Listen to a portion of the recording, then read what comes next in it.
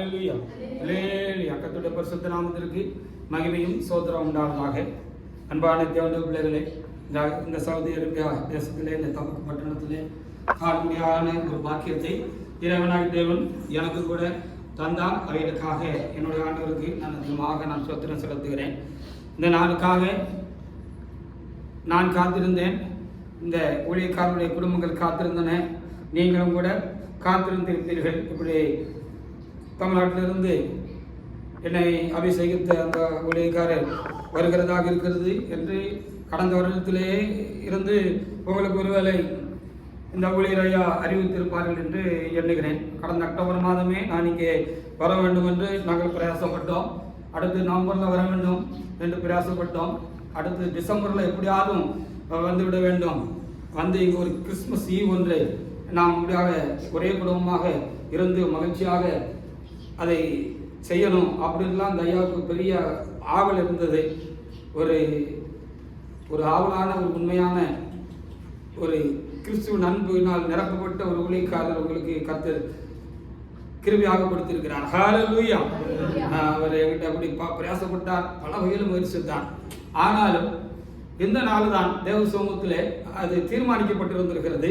ஆனப்படினாலும் இந்த நாளிலே உங்கள் அன்பு முகங்களை காணவும், உங்களோடு கூட சேர்ந்து கர்த்தருக்கு ஒரு பரிசுத்த ஆராதனை செய்யவும் கர்த்தர் உதவி செய்திருக்கிறார். விசேஷமாக இந்த ஸ்தலத்திலே, நாராயண ஸ்தலத்திலே புதிய சிலன் சபையை அதிகாரப்பூர்வமாக எழுப்பவும், இங்கே ஒரு பரிசுத்த ஆராதனை அதிகாரப்பூர்வமாக இந்த நாளில் எழுப்பி நடத்தவும் தேவனாய் கர்த்தர் என்னை அனுப்பி சுத்தம் கொண்டமைக்காக என் ஆண்டவருக்கு நான் அதிகமாக சோத்திரம் செலுத்துகிறேன். இந்த நாளுக்குரிய நல்ல வார்த்தைகளுக்காக நான் தேவசேகத்தில் நான் 2-3 நாட்களாகவே நான் ஜீவித்துக் கொண்டு வந்தேன். கர்த்தர் எனக்கு ஒரு வார்த்தை எழுதினார். அந்த வார்த்தையை உங்களோடு கூட பகிர்ந்து கொள்வதற்கு அன்பின் தகப்பன் தாமே எனக்கும் உதவி செய்வாராக. உன்னத பாட்டுகள் புஸ்தகத்தில் 4ஆம் அதிகாரத்தில் 7வது வசனத்தை நம்முடைய தேவனாய் கர்த்தர் இன்றைக்கு நமக்கு பிரசங்க வாக்கியமாக ஆண்டவர் நமக்கு கொடுத்திருக்கிறார். அதை ஒரு தேவனுடைய பிள்ளை எழுந்திருந்து வாசிக்கலாம். உன்னத பாட்டுகள் 7:4-7 ஒரு தேவனுடைய பிள்ளை எழுந்திருந்து வாசிக்கலாம். என் பிரியமே நீ பூரண ரூபவதி, உன்னில் பழுதலும் ஒன்றும் இல்லை என்ற வார்த்தையை கர்த்தர் இன்றைக்கு நமக்கு அருமையான நல்ல ஒரு வார்த்தையை நம்முடைய தேவனாய் கர்த்தர் எனக்கும் உங்களுக்கும் கூட கேட்கிற யாருக்கும் கூட தேவனாய் கர்த்தர் தந்திருக்கிறார். என் பிரியமே நீ ரூபவதி, உன்னில் பழுதொன்றும் இல்லை என்று ஆண்டவர் நம்ம பார்த்து சொல்லணும் என்று சொல்லி இந்த வார்த்தை நமக்கு ஒரு போதிக்கிற ஒரு முக்கியமான ஒரு காரியமாக இருக்கிறது. மணவாளன் இயேசு கிறிஸ்து தம்முடைய மணவாட்டியை பார்த்து நீ முற்றிலும் அழகுள்ளவள் என்று சொன்னதாக இங்கே எழுதி வைக்கப்பட்டிருக்கிறது. பரிசுத்த ஆவியானவராலே எழுதப்பட்டிருக்கிறது. அந்த மணவாளனாக இயேசு கிறிஸ்து என்ன செய்கிறாரா, நீ முற்றிலும் அழகுள்ளவள், கொஞ்சம் கூட அழகு குறைவோ ஏதோ உங்ககிட்ட இல்லை, முழுசா நீ ரொம்ப அழகானவள், ஒன்னிடத்துல நான் எந்த ஒரு குறைய குற்றத்தையோ என்னால காண முடியல அப்படின்னு தம்முடைய மணவாட்டியை பார்த்து அவர் சொன்னதாக இங்கே நமக்கு குறிப்பு எழுதி கொடுக்கப்பட்டிருக்கிறது. அதை இன்னைக்கு நாம் என்ன செய்ய போகிறோம், தாண்டிக்க போகிறோம். உன்னத பாட்டு 4:7 எடுக்காதவங்க அதை திரும்ப எடுத்து நீங்க என்ன செய்யுங்க, வாசித்து பாருங்க. என் பிரியமே நீ பூரண ரூபவதி, உன்னில் பழுது ஒன்றும் இல்லை என்று ஆண்டவர் சொன்னதாக இங்கே எழுதப்பட்டிருக்கிறது. உலகத்தில் உறவுகள் இருக்கிறது. நமக்கு எனக்கும் நமக்கு எல்லாருக்கும் உறவுகள் இருக்கிறது. இறைவன் உண்டாக்கி கொடுத்த உறவுகளாக அவர்கள் இருக்கிறது. பெற்றோர்கள் பிள்ளைகள் உறவு இருக்கிறது, அண்ணன் தம்பி உறவுகள் இருக்கிறது, தொடர்ந்து சிநேகிதர்களோடு கூட பழகி சந்தோஷமாக இருக்கக்கூடிய அநேகமான உறவுகள் இருக்கிறது. பிள்ளைகளை கத்துறதாமே எனக்கு உங்களுக்கு எல்லாருக்கும் தந்திருக்கிறார். ஆனால் இந்த எல்லா உறவுகளை காட்டிலும் மிகவும் ஒரு புனிதமான, ஒரு நெருக்கமான, ஒரு இறுக்கமான ஒரு உறவு ஒன்று இருக்கு அப்படின்னு சொன்னா கணவன் மனைவி உறவு தான். ஹல்லேலூயா. ஆமா, அதுதான் முதல் உறவு. எல்லாவற்றை காட்டிலும் அதுதான் முதல் உறவாக இருக்கிறது என்று நாம் அறிய வேண்டியதா இருக்கிறது. வாசித்து பாருங்க. ஆதியாகமம் புத்தகத்திலே 2ஆம் அதிகாரத்திலே 23-24 வசனங்களை கூட எடுத்த ஒரு தேவனுக்குள்ளே எடுத்து நீங்க வாசித்து பாருங்க. எல்லா உறவுகளை காட்டிலும் ரொம்ப நெருக்கமான, இறுக்கமான ஒரு புனிதமான உறவு, முதல் உறவு, இந்த உலகத்திலே முதல் உறவு என்ன அப்படின்னு சொல்லி பார்க்கிறது பொழுது அது கணவன் மனைவியுடைய உறவு. என்று சொல்லி நாம் வேதத்தின் மூலமாக எழுதுகிறோம். நம்முடைய அனுபவங்களும் அதை சொல்லுகிறதாக இருக்கிறது. ஆண் பெற்றோரிடத்தில் எவ்வளவுதான் அன்பு இருந்தாலும் ஒரு ஆண் ஒரு பெண்ணிடத்திலும் ஒரு பெண் ஆணிடத்தில் வைக்கிற அந்த பரிசுத்தமான அந்த பந்தம் மிகவும் ஒரு இனிமையான ஒரு பந்தமாக இருக்கிறது. அது மிகவும் நம்மளை எப்படாக பிடித்து இப்படி இழுத்து வச்சுக்கிறது அப்படின்னு சொல்லி பார்க்கிறோம். இது இறைவனால் உண்டாயிற்று. அதனால் அதற்கு அப்படி ஒரு பவர் இருக்கு அப்படின்னு நம்ம சொல்ல பார்க்க வேண்டிய இருக்கிறது. வாசிங்க ஆதியாகமம் 2:23-24 வசனங்களை ஒருத்தி வாசிக்கலாம். அப்பொழுது ஆதாம் இவள் என் எலும்பில் எலும்பும் என் மாம்சத்தில் மாம்சமாய் இருக்கிறார். இவள் மனுஷனிலிருந்து எடுக்கப்பட்டபடியினால் மனுஷி என்னப்படுவாள். இது நிமித்தம் புருஷன் தன் தகப்பனையும் தாயை விட்டு மனைவியோடு இசைந்து இருப்பான். அவர் ஐக்கியமான ஒரு உறவு. அப்படி இசைந்து இருக்கிறதுனா ஒரு ஐக்கியமான உறவு, சேர்ந்து இருக்கிற ஒரு அனுபவம். ஒரே மாம்சமாக அவர் இருப்பார்கள் என்று சொல்லி இங்கே எழுதப்பட்டிருக்கிறது. அப்போ முதல்ல உலகத்தில் கர்த்தர் உண்டாக்குன உறவு என்னன்னு பாருங்க. முதல் உறவு என்னன்னு பார்த்தீங்கன்னா கணவன் மனைவி உறவு தான் முதல் உறவு. ஆதாம் தனிமையாக இருந்தார். தனிமையாக இருப்பது நல்லதில்லைன்னு சொல்லி ஆண்டவர் என்ன செஞ்சார்னு சொல்லி பார்க்கிற பொழுது ஏவாளை அவருக்கு துணையாக கொடுத்தார், மனைவியாக கர்த்தர் கொடுத்தார். அவர் புருஷன் மனைவி தான் மனைவியாக அவர்கள் என்ன செய்தார்கள் இருந்தார்கள் என்று சொல்லி பார்க்கிறோம். அப்போ வேதத்தின்படி பெற்றோர்கள் பின்னால் தான் எழும்புகிறார்கள். ஆதாமுக்கு ஏவாளை கொடுத்து அவளை கணவன் மனைவியாக கர்த்தர் அவர்களை நீங்கள் பழகி பெருகி நீங்கள் இந்த பூமியை நிரப்புங்கள் சொல்லி ஆண்டவர் என்ன செஞ்சாரு ஆசீர்வதித்தார். அவர்களுக்கு பின்னாலே பிள்ளைகள் பிறந்த பொழுதுதான் அவர்கள் பெற்றோராக ஆனார்கள். அப்போ முதல் உறவு உலகத்திலே எது என்று சொல்லி பார்க்கிறது கணவன் மனைவி உறவு என்று பார்க்கிறோம்.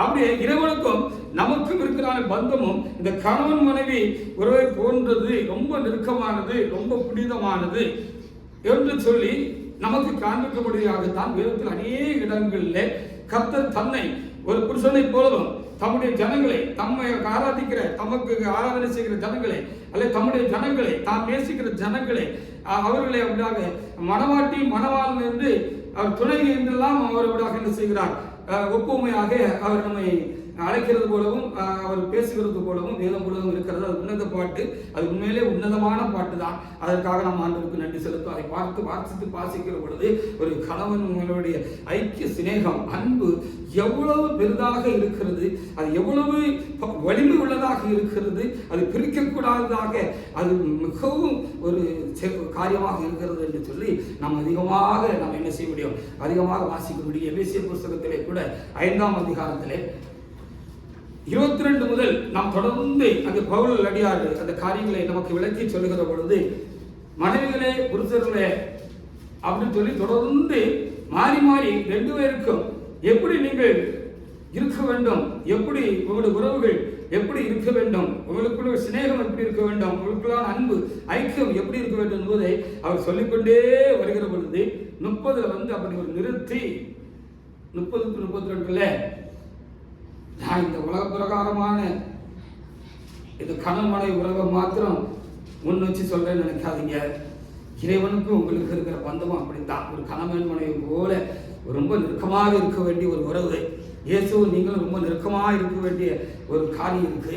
அதைத்தான் நான் முக்கியமா சொல்லிக்கிட்டு வரேன் அப்படின்னு சொல்லி அங்கே அதை அப்படி கொஞ்சம் அப்படி விளக்கி சொல்லுகிறார். எடுத்த ஒரு தேவண்ட பிள்ளை வாசிக்கலாம். எபேசியர் 5:30 முதல் சில வசனங்களை ஒரு தேவண்ட பிள்ளை எடுத்து வாசிக்கலாம். நாம் அவருடைய சரீரத்தின் அவயங்களாயும் அவருடைய மாம்சத்திற்கும் எலும்புகளுக்கும் உரியவர்களாய் இருக்கிறோம். ஆமா ஆமா இசைந்து ஒரே மாம்சமாக இருப்பார்கள். இந்த ரகசியம் பெரியது. நான் கிறிஸ்துவை பற்றியும் சபையை பற்றியும் நான் சொல்லுகிறேன் என்று சொல்லி உங்களை பற்றியும் என்ன பற்றியும் அங்கே எழுதி வைக்கப்பட்டிருக்கிறதுன்னு சொல்லுகிறார். ஹல்லேலூயா. நாம் தான் சபை. நாம் சபையாக இறைவனுக்கு ஆராதனை செய்யும்படியாக தேவசேனையானத்திலே தேவனுடைய பிள்ளைகளாக ஊழியக்காரர்களாக நாம் கூடி வந்திருக்கிறோம். நாம் தான் சபை.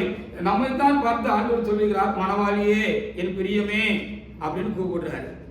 அதில் மிச்சம் உள்ளதெல்லாம் நம்மகிட்ட எந்த அளவுக்கு சொச்சமாக இருக்குன்னு சொல்லி நம்ம இப்போ கொஞ்சம் என்ன செய்ய வேண்டியது இருக்குது, பார்க்க வேண்டியது ரொம்ப அவசியமாக இருக்கிறது. பாருங்க, ஆதாமுடைய விழாவிலிருந்து ஆண்டவர் என்ன செய்தார், எலும்பெடுத்து சதையினால் அடைத்து என்ன செய்தாராம், ஒரு மனுஷியை உண்டாக்கினார் சொல்லப்பட்டிருக்கிறது. அப்போ ஆதாமுடைய எலும்பின் எலும்பும் மாம்சத்தின் மாம்சமாக இருக்கிற பொழுது இங்கே சொல்வது போல இந்த ரகசியம் பெரியது. நான் கிறிஸ்துவ பற்றி சபையை பற்றி சொல்லுகிறேன் என்று சொன்னால், தேவனுடைய பிள்ளைகள் என்று அழைக்கப்படுகிற நாம், கர்த்தருடைய பிள்ளைகளாக இருக்கிறோம் என்று அழைக்கப்படுகிற நாம் இருக்கிற நாம் இயேசு கிறிஸ்துவின் எலும்புக்கும் அவர்களுடைய மாம்சத்துக்கும் என்ன செய்யணும், உரியவர்களாக இருக்கிறோம். அவர்களுடைய எலும்புக்கு எலும்பும் மாம்சமும் மாம்சமாக ஒன்றா இருக்கும், ஒரே சரீரமாக இருக்கிறோம். எப்படி கணவனாய் ஒரே சரீரமாக இருக்கிறார்களோ அப்படி போல கிறிஸ்துவுக்குள் சரியாக பிறந்திருக்கிற ஒவ்வொருவரும் என்ன எப்படி இருக்கிறார்கள், ஒரே சரீரமாக இருக்கிறார். கிறிஸ்து அவர்கள் ஒன்னா இருக்கிறாங்க அப்படின்னு சொல்லி சொல்லப்பட்டிருக்கு. அல்லேலூயா. நான் வேறு என் தேவன் வேறு தனித்திருக்கிற அனுபவம் அல்ல. அல்லேலூயா. அதனாலதான் உன்னத பால்வீட்டுகளிலே எபேசியரிலே இன்னும் அநேக விதமான ஓசியா போன்ற இடங்களெல்லாம் தேவனுடைய ஜனங்களை பார்த்து, தம்முடைய ஜனங்களை பார்த்து அவர் மணவாட்டி என்று அவர் என்ன செய்கிறார், அழைக்கிறார் என்று சொல்லி நாம் அங்கே பார்க்க வேண்டியதாக இருக்கிறது. ஆனபடினாலே இறைவனுக்கும் நமக்கு இருக்கிற உறவும் ரொம்ப ஒரு புனிதமான உறவு என்பதை நாம் இதயத்திலே வைத்துக் கொள்ள வேண்டும். கர்த்தராகிய இயேசு கிறிஸ்துவுக்கும் எனக்கும் உங்களுக்கு இருக்கிற உறவு இந்த உலகத்திலே அப்படியே கணவன் மனைவியோட முதல் உறவு என்று எழுதப்பட்டிருக்கிறது அல்லவா, அதை காட்டு ஒரு நெருக்கமும் ஒரு அப்படியே புனிதமான ஒரு ஆழமான ஒரு உறவாக இருக்கிறது. அதில் நாம் இன்னும் ஆழமான அனுபவங்களை நாம் பெற்றுக்கொண்டு அந்த அனுபவத்தில் நாம் ஆசீர்வதிக்கப்பட வேண்டும் என்பதற்காக இந்த வார்த்தை நமக்கு தரப்பட்டிருக்கிறது. அப்படியானால் இறைவன் தம்முடைய மனவாட்டியை பார்த்து சொன்னார், என் பிரியமே நீ பூரண அழகுள்ளவே, உன்னிடத்தில் நான் எந்த குறையும் காணல அப்படின்னா. அப்போ நம்மையும் பார்த்து கர்த்தர் அப்படி சொல்ல வேண்டும் என்றுதான் இந்த வார்த்தை இன்றைக்கு நமக்கு அருளப்படுகிறது என்று சொல்லி நான் என்ன செய்கிறேன், எண்ணுகிறேன். ஓசியா புஸ்தகத்திலே 2ஆம் அதிகாரத்திலே 19-20 வசனங்களை நீங்கள் வாசித்து பாருங்கள். நித்திய விவாகத்திற்கென்று நான் உன்னை நினைவைத்துக் கொண்டேன் அப்படின்னு சொல்லி எழுதப்பட்டிருக்கு. வாசிக்கலாம். நித்திய விவாகத்துக்கென்று உன்னை நான் நியமித்துக் கொண்டேன். நீதி நியாயமும் குறுக்கும் இறக்கவுமாய் உன்னை நான் நியமித்துக் கொள்வேன். உண்மையாக என்னை நியமித்துக் கொள்வேன். பாத்தீங்களா? அப்போ நாமளும் ஆண்டவருக்கு ஒரு முக்கியமான ஒரு ரிலேஷன்ஷிப் நமக்கும் ஆண்டவருக்கும் இருக்குங்கிறத நம்ம மறந்து போகக்கூடாது. ஹல்லேலூயா. நித்தியமான ஒரு வாகம், பரலோகத்திலே ஒரு மோட்சத்திலே ஒரு நித்தியமான ஒரு வாழ்வு, இயேசு கிறிஸ்துவோடு கூட சேர்ந்து இணைந்து ஒன்றாக ஐக்கியப்பட்டு உறவாடி இருக்க முடியாத ஒரு உறவுக்காக தேவனாய் கர்த்தர் உங்களை என்ன செஞ்சிருக்கிறாரு, சபைக்கு கொண்டு வந்திருக்கிறாரு. ஹல்லேலூயா. ஆமா, இங்க வந்தோம், ஏதோ கர்த்தருக்கு ஆராதனை செய்தோம், பாட்டு போட்டுனோம், ஆவியில பரமசமானோம், உள்ளத்துல ஒரு களி கூறுதல் உண்டாச்சு, மகிழ்ந்தோம், சந்தோஷப்பட்டோம், ஆண்டவரிடத்துல வேணுங்கிறதெல்லாம் கேட்டோம், கேட்டதெல்லாம் ஆண்டவருக்கு தந்தாரு அப்படிங்கிறதோட இந்த ரிலேஷன்ஷிப் இங்கேயே முடியக்கூடிய ஒரு காரியம் அல்ல. அது பரலோகத்திலே அப்படி போய் முடியக்கூடிய ஒரு காரியமாக அங்கே அது எப்பொழுதும் அவரோட கூட ஐக்கியமாக இருக்க முடியாத ஒரு உறவாக அது இருக்கிறது. ஆனபடினாலே தேவனுடைய பிள்ளையே அவர் நமக்கு மணவாளனும் நாம் அவருக்கு மனைவாட்டிகளுமாக தேவனாக தெரிந்து அழைக்கப்பட்டு இந்த இடத்துல நாம் என்ன செய்திருக்கிறோம், சபையாக நாம் தேவ சமூகத்தில் நாம் என்ன செய்திருக்கிறோம், கூடி வந்திருக்கிறோம். இது ஒரு யாருக்கும் அநேகருக்கு கிடைக்காத ஒரு பெரிய பாக்கியம். இன்னைக்கு நீங்க இந்த இடத்துல வந்து உட்கார்ந்து இருக்கிறீங்க, இந்த ஐயா கூட சேர்ந்து இங்க ஆராதிக்க வருகிறீங்க அப்படின்னு சொன்னா அது கர்த்தர் முன்குறிச்சு உங்களை நியமிச்சு வச்சிருந்தார். இந்த வசனத்திலையும் பார்க்கிற பொழுது இந்த ஆகாச, இந்த வேல்முருகனை, இல்ல அந்த உட்கார்ந்திருக்கிற அந்த சகோதரிய அல்லது சீதா கிரேசிய ஆண்டவர் என்ன செஞ்சிருக்கிறாரு, முன்னக்கூட்டியே நியமிச்சுட்டாரு. இவங்கெல்லாம் எனக்கு அன்பான உறவுகள், இந்த உறவு இங்கே நின்று போய்விடாதபடிக்கு இது பரலோக வரைக்கும் வந்து சேரணும் அப்படிங்கிறதுக்காக உங்களை என்னையும் அந்த ஐயாவை என்ன செஞ்சிருக்கிறார், ஆண்டவர் முன்குறிச்சு என்ன செஞ்சிருக்கிறாரு, கொண்டு வந்திருக்கிறார் என்று சொல்லி பார்க்கிறோம். நாம் அவருக்கு எந்த அளவுக்கு பிரியமாக இருக்கிறோம், எப்போ நாம் பிரியமாக இருப்போம் என்று சொல்லி நாம் ரொம்ப பார்க்க வேண்டியது ரொம்ப அவசியமா இருக்கிறது. சரி, இப்போ ஆண்டவரோடு கூட ஒரு நித்திய விவாகம் நமக்கு வருகையில இருக்கு, வருகைக்கு பின்னாலே இருக்கு, மோட்சத்துல இருக்கு அப்படின்னு சொல்லி நாம் எல்லாரும் போதிக்கப்பட்டிருக்கிறோம் தானே. அதுக்காகத்தானே நம்ம ஆண்டவர் முக்கியமாக தேடணும். முதலாவது தேவனுடைய ராஜ்யத்தையும் அவருடைய நீதியும் தேடுங்கள், அப்பொழுது இவைகள் எல்லாம் உங்களுக்கு கூட கொடுக்கப்படும். இந்த உலகத்துக்காக நான் ரொம்ப ஆண்டவரத்தில் முட்டி மோதலுங்கிற எந்த அவசியமும் கிடையாது. நமக்கு என்ன வேணும்னு சொல்லி அவருக்கு நல்லாவே தெரியும். அப்ப நமக்கு வேண்டியதெல்லாம் அவர் கரெக்டாக அந்தந்த வேலையில செஞ்சிருவார். ஆமா, எனக்கு என்ன வேணும், என் குடும்பத்துக்கு என்ன வேணும், என் பிள்ளைகளுக்கு என்ன வேண்டும், வேலை சிறத்தில் என்ன காரியம், எல்லாம் ஆண்டவருக்கு இன்னைக்கு என்ன வேணும், நாளைக்கு என்ன வேணும், கடைசி மூச்சு வரைக்கும் ஒவ்வொரு தேவனுடைய பிள்ளைக்கும் என்ன வேணுங்கிறது ஆண்டவருக்கு நல்லாவே தெரியும். அதற்காக நம்ம தேவ சமூகத்தில் ரொம்ப கவலைப்படுவதற்கோ முட்டி மோதி ஒன்றுமே கிடையாது. ஹல்லேலூயா. நாம் அவருடைய ராஜ்யத்தையும் அவருடைய நீதியையும் தேடலாம். அதில் நம்ம சரியா கவனம் செலுத்தி நம்ம அதை சரியா உள்வாங்கி நம்ம காரியங்கள் எல்லாம் கர்த்தருடைய சமூகத்தில் நம்ம சரியா மெயின்டைன் பண்ணி நம்ம கொண்டு போய்கிட்டே இருந்தோம் அப்படின்னு சொன்னால் மற்றதெல்லாம் தன்னா வரும்னு அங்கே சொல்லப்பட்டிருக்கிறது. அதற்காக நாம் நன்றி செலுத்தமாக. அப்போ ஒரு பெரிய நித்தியமான விவாகத்துக்காக கர்த்தர் என்னையும் உங்களையும் சபையாக அழைத்திருக்கிறார். இல்லை தேவனுடைய பிள்ளையாக நம்ம என்ன செய்து ஊழியக்காரர்களாக தேவனை கர்த்தர் அழைத்திருக்கிறார். அப்போ அழைத்திருக்கிறார் என்று சொன்னால் ஒரு திருமணம் நடக்கிறதுக்கு முன்பாக சில காரியங்கள் அதுக்கு முன்னால நடக்க வேண்டியது இருக்கிறது. எடுத்த உடனே நேர திருமணத்துக்கு உலக பிரகாரமான திருமணங்களிலும் அது எடுத்த உடனே அப்படி நடந்துருது இல்லை இல்லையா? ஒரு பொண்ணை பார்த்தாச்சு, உடனே என்ன திச்சாச்சு, அவங்க கணவன் மனைவி ஆயிட்டாங்க அப்படின்னு சொல்றதுக்கு இல்லை. அந்த திருமணம் என்கிற அந்த காரியம் நடக்கிறதுக்கு முன்பாக பல கட்டங்கள், பல காரியங்கள் அதுக்கு முன்னாலே நடக்க வேண்டியது. அப்போ நித்திய விவாதத்துக்கு கர்த்தர் என்னை உங்களையும் நியமிச்சிருக்கிறாருன்னு சொல்லி நமக்கு இங்கே வார்த்தை சொல்லப்பட்டிருக்குன்னா அதுக்கு முன்பாக அதுக்குரிய காரியங்கள் எல்லாம் முதல்ல சரியாக நடந்தால்தான் அந்த நித்திய விவாகமும் அந்த என்ன செய்யும், கடைசி நேரங்களில் என்ன செய்யும், இப்படி கர்த்தருடைய வருகையில் என்ன செய்யலாம், நாம் எடுத்து கொள்ளப்பட்டு மோட்சத்தில் போய் சேர்ந்து அங்கே இறைவனோடு கூட என்றென்றும் ஆனந்த பாக்கியமாக அவரோட ஒன்றாக இருக்கக்கூடிய அந்த பாக்கியம் நமக்கு கிடைக்கும் அப்படின்னு சொல்லப்பட்டிருக்கிறது. அப்போ என்னெல்லாம் உலகத்தில் அதுக்கு செய்ய வேண்டிய காரியங்கள் வச்சிருக்கிறாங்க, என்னெல்லாம் அதுக்கு முன்னால அவங்க அதை புறப்படம் பண்றாங்க, அதுக்கு என்ன காரியங்கள் எல்லாம் அவங்க செய்யறாங்க அப்படிங்கிறத நாம் அறிஞ்சிருக்கிறோம்.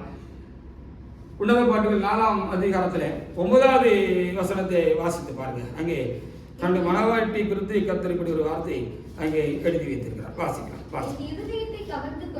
என் இருதயத்தை நீ கவர்ந்து கொண்டாய், என் சகோதரியே, என் மகவாரியே, கண்களில் ஒன்றினால்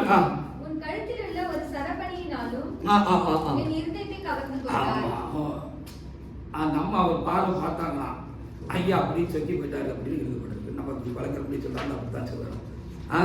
நீங்க ஆண்டவரை ஏறிட்டு ஒரு பார்வை பார்த்தீங்களா, ஆண்டவர் அப்படியே வாங்கிட்டாரு அப்படின்னு சொல்லப்பட்டிருக்கு. ஹல்லேலூயா. ஒரு கண்களில் ஒன்றினால் என்ன நீ என்ன செஞ்ச, கவர்ந்து கொண்டாய் என்று சொல்லி அங்கே எழுதப்பட்டிருக்கு. அப்போ இது பெண் பார்க்கிற படலாம்னு வச்சுக்கிடலாம். சரிதானா? இது பெண் பார்க்கிற படலம். ஒரு பொண்ணு பார்க்கறதுக்கு போவாங்க. அப்போ யாரெல்லாம் இங்கே கல்யாணம் ஆகாம இருக்கீங்க தெரியல, இல்லைன்னா மாப்பிள்ளை பார்க்கறதுக்கு போவீங்க. கல்யாணம் ஆக கூட நாங்கள் இருக்கிறோம். அப்போ பொண்ணு பார்க்க போறதுக்கு ஒரு பொண்ணை விவாகம் பண்ணுறதுக்கு முன்னால முதல் கட்டம் என்ன செய்வாங்க அப்படின்னு சொன்னால் பொண்ணை போய் பார்ப்பாங்க. பொண்ணை போய் மட்டுமா பார்ப்பாங்க. அங்கே போன இடத்துல என்ன சொல்லுவாங்க, அம்மா மாப்பிள்ளைய உனக்கு பிடிச்சிருக்கா, மாப்பிள்ளைய நல்லா பார்த்துக்கோ, அப்புறம் நாளைக்கு பார்க்கல, நான் சரியா பார்க்கல, வைக்கல, என்ன செய்யக்கூடாது, சொல்லக்கூடாதுன்னு பொண்ணுக்கும் சொல்லுவாங்க. அப்படிதானே? அப்போ பெண் பார்க்கிற ஒரு படலம் என்ன செய்யறது, பொதுவாகவே உலகத்திலையும் என்ன செய்கிறது, நடக்கிறது. அப்படித்தான் இங்கே எழுதப்பட்டிருக்கிறது. உன் கண்களில் ஒன்றினால் என்னை என்ன கொண்டார், கவர்ந்து கொண்டாய் என்று சொல்லி ஆண்டவர் நம்மை பார்க்கிறார். நாமும் ஆண்டவரை பார்க்கிறோம். நமக்கு ஒருவேளை ஆண்டவரை தெரியாமல் இருக்கலாம். நானெல்லாம் ஆண்டவர் அறியாத ஒரு இருந்த காலங்கள் உண்டு. நான் ஒன்றும் பிறவி கிறிஸ்தவன் இல்லை. நான் ஒரு இந்து மார்க்கத்தை சேர்ந்தவன். பூஜை புரஸ்காரங்கள் எல்லாம் எங்களுடைய குடும்பம் அதிகமாக ஈடுபாடு உள்ள ஒரு குடும்பமாக இருந்தது. என்னுடைய தகப்பனார் திருநெல்வேலி மாவட்டத்தில் தச்சநல்லூர் இருக்கிறதானே ஒரு இடத்துல அவருடைய பூர்வீகம் இருந்தது. அந்த பூர்வீக அந்த இடத்துல அந்த தச்சநல்லூர்ல திருக்கோயில் என்று ஒன்று இருக்கும், அல்லது குடும்ப கோயில், அல்லது அப்படியாக சாதி கோயில் என்று சொல்லி இருக்கும். ஒரு துக்கம்மன் கோயில் என்று ஒரு கோயில் உண்டு. அந்த கோயிலில் அவர் கிரகக்கூடம் எடுத்து அப்படியாக சாமிக்கு தண்ணி கொண்டு வந்து ஊற்றுகிறவராக அவர் இருந்தார். அவளுக்கு அப்போ தெரிந்திருக்கு, இந்து கோயில்களில் செய்வார்கள்.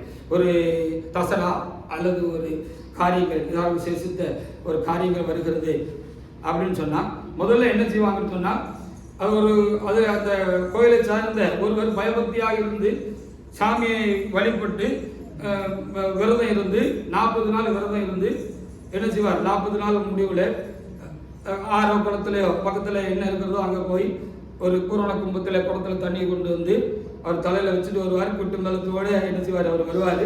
வந்து அதை வாங்கி தான் முதல்ல அங்கே இருக்கிற அந்த பூசாரி, மெயின் பூசாரி என்ன செய்வார்? அதை வாங்கி அதை அங்கே இருக்கிற சாமிக்கு அதை அபிஷேகம் பண்ண பிறகு தான் அந்த கொடையோ அந்த திருவிழாவோ ஸ்டார்ட் ஆகும். உங்களுக்கு எல்லாருக்கும் தெரியும் என்று நான் அறிந்திருக்கிறேன். ஹல்லேலூயா. சீதாவுக்கும் தெரியும். தெரியாது, அவங்க அம்மா அப்பாவுக்கு தெரியும்னு நினைக்கிறேன். சரி, சீதா வந்து கிறிஸ்தவ குடும்பத்தில் வந்திருக்கிறார். அப்போ முதல்ல இவருக்கு தான் சாமி வரும். இவருக்கு சாமி வந்து அருள் வந்து அந்த தண்ணியை ஊற்றின பொழுது தான் என்ன பண்ணுவார். கடைசியில் என்னாச்சு? ஆண்டவர் என்னையும் தகப்பனையும் என்னுடைய தாயும் என்னுடைய குடும்பம் எல்லாத்தையும் தேவனாய் கர்த்தர் அவருக்கென்று நியமித்து வைத்திருக்கிறார். எங்களுக்கு தெரியாது. ஒரு குறிப்பிட்ட காலம் ஒரு வாலிபராக வந்தபோது சில சூழ்நிலைகளோட வாழ்க்கையில ஒரு நிர்பந்தங்களோட வாழ்க்கையில உண்டான பொழுது ஒரு ஆள் மூலமாக ஒரு ஊழியக்காரர் மூலமாக என்ன போல ஒரு ஊழியக்காரர் மூலமாக இயேசுவை பற்றி நான் கேள்விப்பட்டேன். அவர் எனக்கு இயேசுவை பற்றி சொன்னார், அவரோட அன்பை பற்றி சொன்னார். சொன்ன பொழுது அந்த கால சூழ்நிலைக்கு அது அந்த இயேசு எனக்கு ரொம்ப இதமான ஒரு அனுபவத்தை கொடுக்கக்கூடியவராக, ஒரு ஆறுதல் கொடுக்கக்கூடியவராக இருந்தது. அவருடைய வார்த்தையும் அப்படி இருந்தது. அவர் சொன்ன இயேசுவை நான் எண்ணி பார்த்த பொழுது அப்படி இருந்த பொழுது என்னையும் அறியாமல் நான் ஆண்டவருக்குள்ளாக நான் இழுக்கப்பட்டு போய்விட்டேன். ஹல்லேலூயா. அப்படி என்னையும் அறியாமல் நான் ஆண்டவருக்குள்ளாக நான் என்ன செய்யப்பட்டேன்? நான் இழுக்கப்பட்டு விட்டேன். அப்படியானால் அவன் ஒரு பொண்ணு பார்க்க போகிறது, ஒரு மாப்பிள்ளை பார்க்க போகிறோம்னா எங்க மாப்பிள்ளை இருக்கு எங்க பொண்ணு இருக்குன்னு சொல்லி யார் மூலமாக, உறவு மூலமாகவோ அறிந்தவர்கள் தெரிந்தவர்கள் மூலமாகவோ நமக்கு முதலாவது அறிவிக்கப்படும். அறிவிக்கப்பட்ட பிற்பாடு நாம் ஆலோசித்து என்ன செய்வோம்? இந்த காரியத்திற்கு நாம் உடன்படுவோம் என்று சொல்லி நான் வந்திருக்கிறோம். அப்படி போல உங்களுக்கும் எனக்கும் இந்த ஊழியரியாவுக்கும் எல்லாருக்கும் இயேசுவை யாராவது ஒருவர் அறிவித்திருப்பார்கள். ஊழியக்காரர்கள் அறிவித்திருப்பார்கள், யாராவது அறிவித்திருப்பார்கள். அப்படி அறிவித்த பொழுது நாம் இயேசு மேல் நாம் உண்டாகிற ஒரு அன்பு நம்மளையும் அறியாமல் நம் இயேசுவின் அன்பாலே நாம் என்ன செய்யப்படுகிறோம்? இழுக்கப்படுகிறோம் என்று சொல்லி நாம் அறிகிறோம். ஹல்லேலூயா. ஆமா. அப்போ என்ன அப்படின்னு சொல்லி பார்க்கிற பொழுது, அப்படி இழுக்கப்படுகிற பொழுது நாம் மனதளவிலே இயேசுவை நம்முடைய வாழ்க்கையிலே நம்முடைய சொந்த இரட்சகராக நாம் ஏற்றுக்கொள்கிறோம். இதுதான் முதல் அனுபவம். இதான் முதலாம் அனுபவம். நீங்களா இருக்கட்டும், நானா இருக்கட்டும் பொழுது இங்கே வந்து கடந்து வந்திருக்கிறீர்கள் என்று சொன்னால் இயேசு மேல் ஒரு ஈர்ப்பு உண்டானதுனால்தான் நீங்கள் இங்கே கடந்து வந்திருக்கிறீர்கள். இயேசு மேல் ஒரு ஈர்ப்பு உண்டாகவிட்டால் நீங்கள் இங்கே கடந்து வர முடியாது. அப்படித்தானே? உண்மைதானே?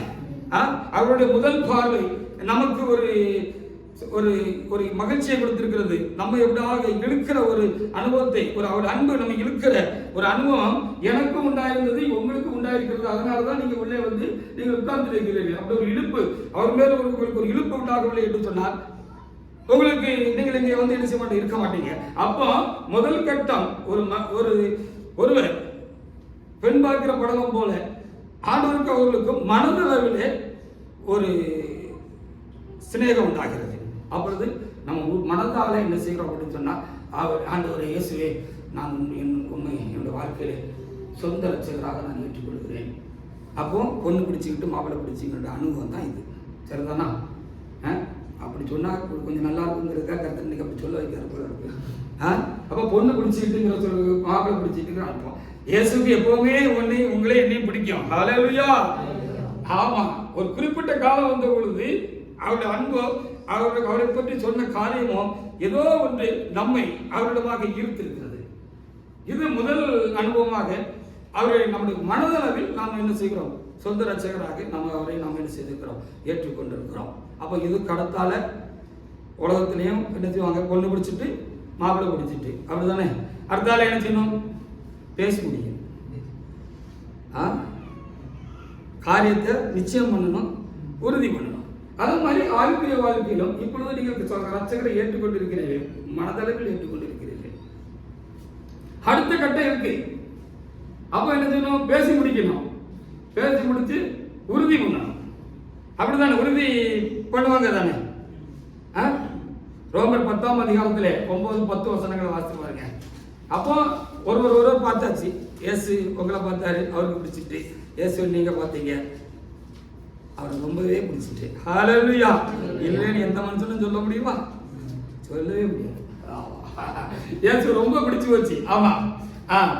அப்போ அத அடுத்த அனுபவம் கேட்பாங்க தானே. பொண்ணு பார்க்க வந்து ஒருத்தர் ரெபேக்காவில் பேசி முடிக்கிறதுக்கு, ஈசாக்கு பேசி முடிக்கிறதுக்கு ஆபிரகாம் ஐயா அனுப்புனேன் அந்த மேனேஜர் இல்லையா, அந்த காரியதரிசி போய் அங்கே பொண்ணை பார்த்தாச்சு, எல்லாம் முடிச்சாச்சு. பொண்ணுக்கு பிடிச்சிட்டு தான், ஏன்னா வாயினால சொல்லணும் தானே, அதனால கேட்டாங்க, என்னவா போறியா? அந்த ஐயா உன்னை கூப்பிடுறாரு, போறியா அப்படின்னு சொல்லி கேட்ட பொழுது அந்த அம்மா சரின்னு சொன்னாங்கன்னு சொல்லப்பட்டு பிடிச்சிருக்குன்னு சொல்லணும். இப்போ பாருங்க, நம்ம கிறிஸ்தவ நிச்சயதார்த்தங்கள் எங்கேஜ்மெண்ட்டில் ஒரு காரியமாக பேசிட்டு வருகிற பொழுது, ஒரு குறிப்பிட்ட வேலை வருகிற பொழுது பொண்ணை மாப்பிள்ளை நிப்பாட்டி என்ன செய்வாங்க, கேட்பாங்க. விசேஷமாக பொண்ணுகிட்ட கேட்பாங்க, அந்த பையனை அவனுக்கு பிடிச்சிருக்காமா, ஓகே தானா அப்படின்னு கேட்பாங்க. ஓகேன்னு சொன்னால் தான் அடுத்த காரியங்கள்லாம் நடக்கும், ஜரூரா நடக்கும். அடுத்தடுத்து காரியங்கள்லாம் என்ன செய்யும், ஜரூரா நடக்கணும். அப்படி போல இயேசு கிறிஸ்து மனசில் ஏற்றுக்கொண்டது ஒரு நிலை, அவர் வாயினால் அறிக்கை செய்கிறது அடுத்த நிலை. இப்படி அடுத்தடுத்து காரியங்கள்லாம் இருக்கு.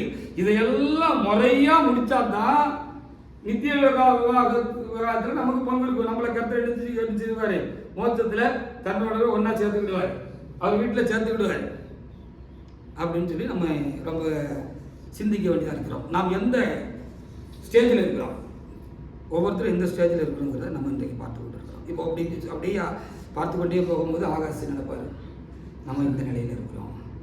காயத்ரி சிஸ்டர் தெரியும், நான் இந்த நிலையில் இருக்கிறேன். பொண்ணு பார்த்த அனுபவத்தில் இருக்கோமா, சம்மதிச்சுட்டு சரின்னு சொன்ன அனுபவத்தில் இருக்கோமா, எங்கேஜ்மெண்ட் முடிஞ்சுட்டா முடியலையா அப்படிங்கிறதுலாம் நமக்குள்ளே தெரியும். நான் சொல்லணுங்கிற அவசியம் இல்லை. உங்களுக்குள்ள இருக்கிற ஆவியானவரும் இன்னும் உங்களை விளக்கமாக சொல்லுவார், நீங்கள் தியானிக்கிற பொழுது.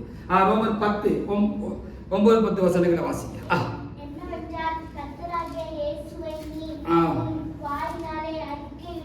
அல்லேலூயா.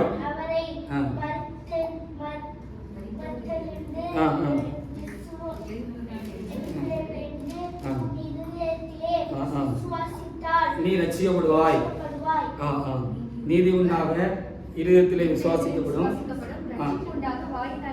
ஆமா, ரெண்டாவது காரியம் இது. மனத்தில் இயேசு கிறிஸ்துவை ஏற்றுக்கொண்டு நீங்கள் கொடுத்து ஆராதனை செய்கிறீர்கள், இடத்துல அன்பு கூறுகிறீர்கள். மனவாளங்க ரொம்ப பிடிச்சி போச்சு, அதனால தவறாம என்ன செய்யுங்க, அவருடைய சமூகத்துக்கு வாரீங்க, எல்லாம் நல்ல காரியம்தான். இப்போ வாயினாலே பிடிச்சிட்டுன்னு சொல்லியாச்சு. அப்போ எங்கேஜ்மெண்ட் அடுத்தது என்னன்னா நிச்சயதார்த்தம். அதான் நியமித்துக் கொள்கிறது சொல்லப்பட்டிருக்கிறது.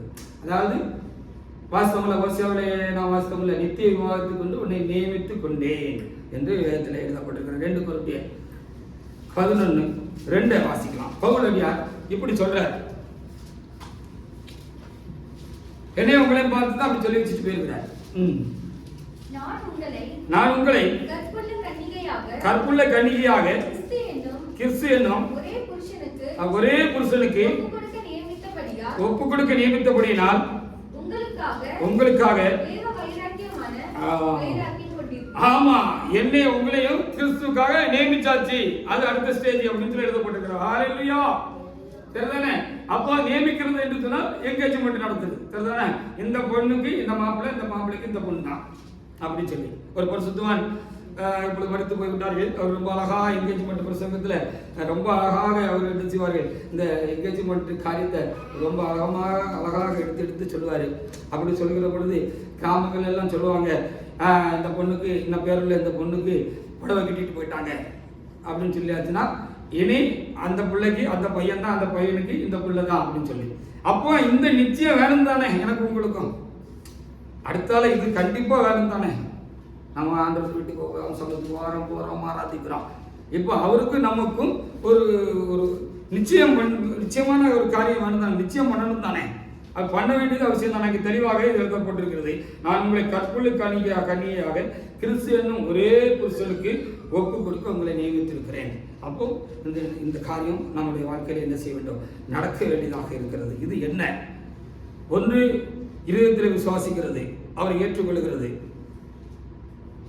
அவரை சொந்த ரட்சகராக ஏற்றுக்கொள்கிற அனுபவம். அவர்கள் நமக்கு இப்பொழுது ஒரு தெய்வீக அன்பு உண்டாகி இருக்கிறது. அவருக்கு எப்பொழுதுமே நம்ம மேலே அன்பு. அதனால தான் அவர் என்ன செஞ்சுட்டாரு, ஒன்றுக்கு லாய்க்கு இல்லாத எனக்காகவும் உங்களுக்காகவும் நம்ம ஒவ்வொருக்காகவும் அவர் என்ன செஞ்சுட்டாரு, இந்த உலகத்தில் வந்து ரத்தம் சிந்தி மறிச்சு அவர் ரத்தத்தையே கரையமாகி கொடுத்து நம்மளை என்ன செஞ்சுக்கிட்டாரு, மீட்டுக்கிட்டாரு, எழுதப்பட்டிருக்காரு. அவருக்கு எப்போவுமே இப்பவும் என்ன பிடிக்கும், உங்களை பிடிக்கும், நம்ம ஒவ்வொரு பிடிக்கும், எப்பவுமே பிடிக்கும். ஹல்லேலூயா.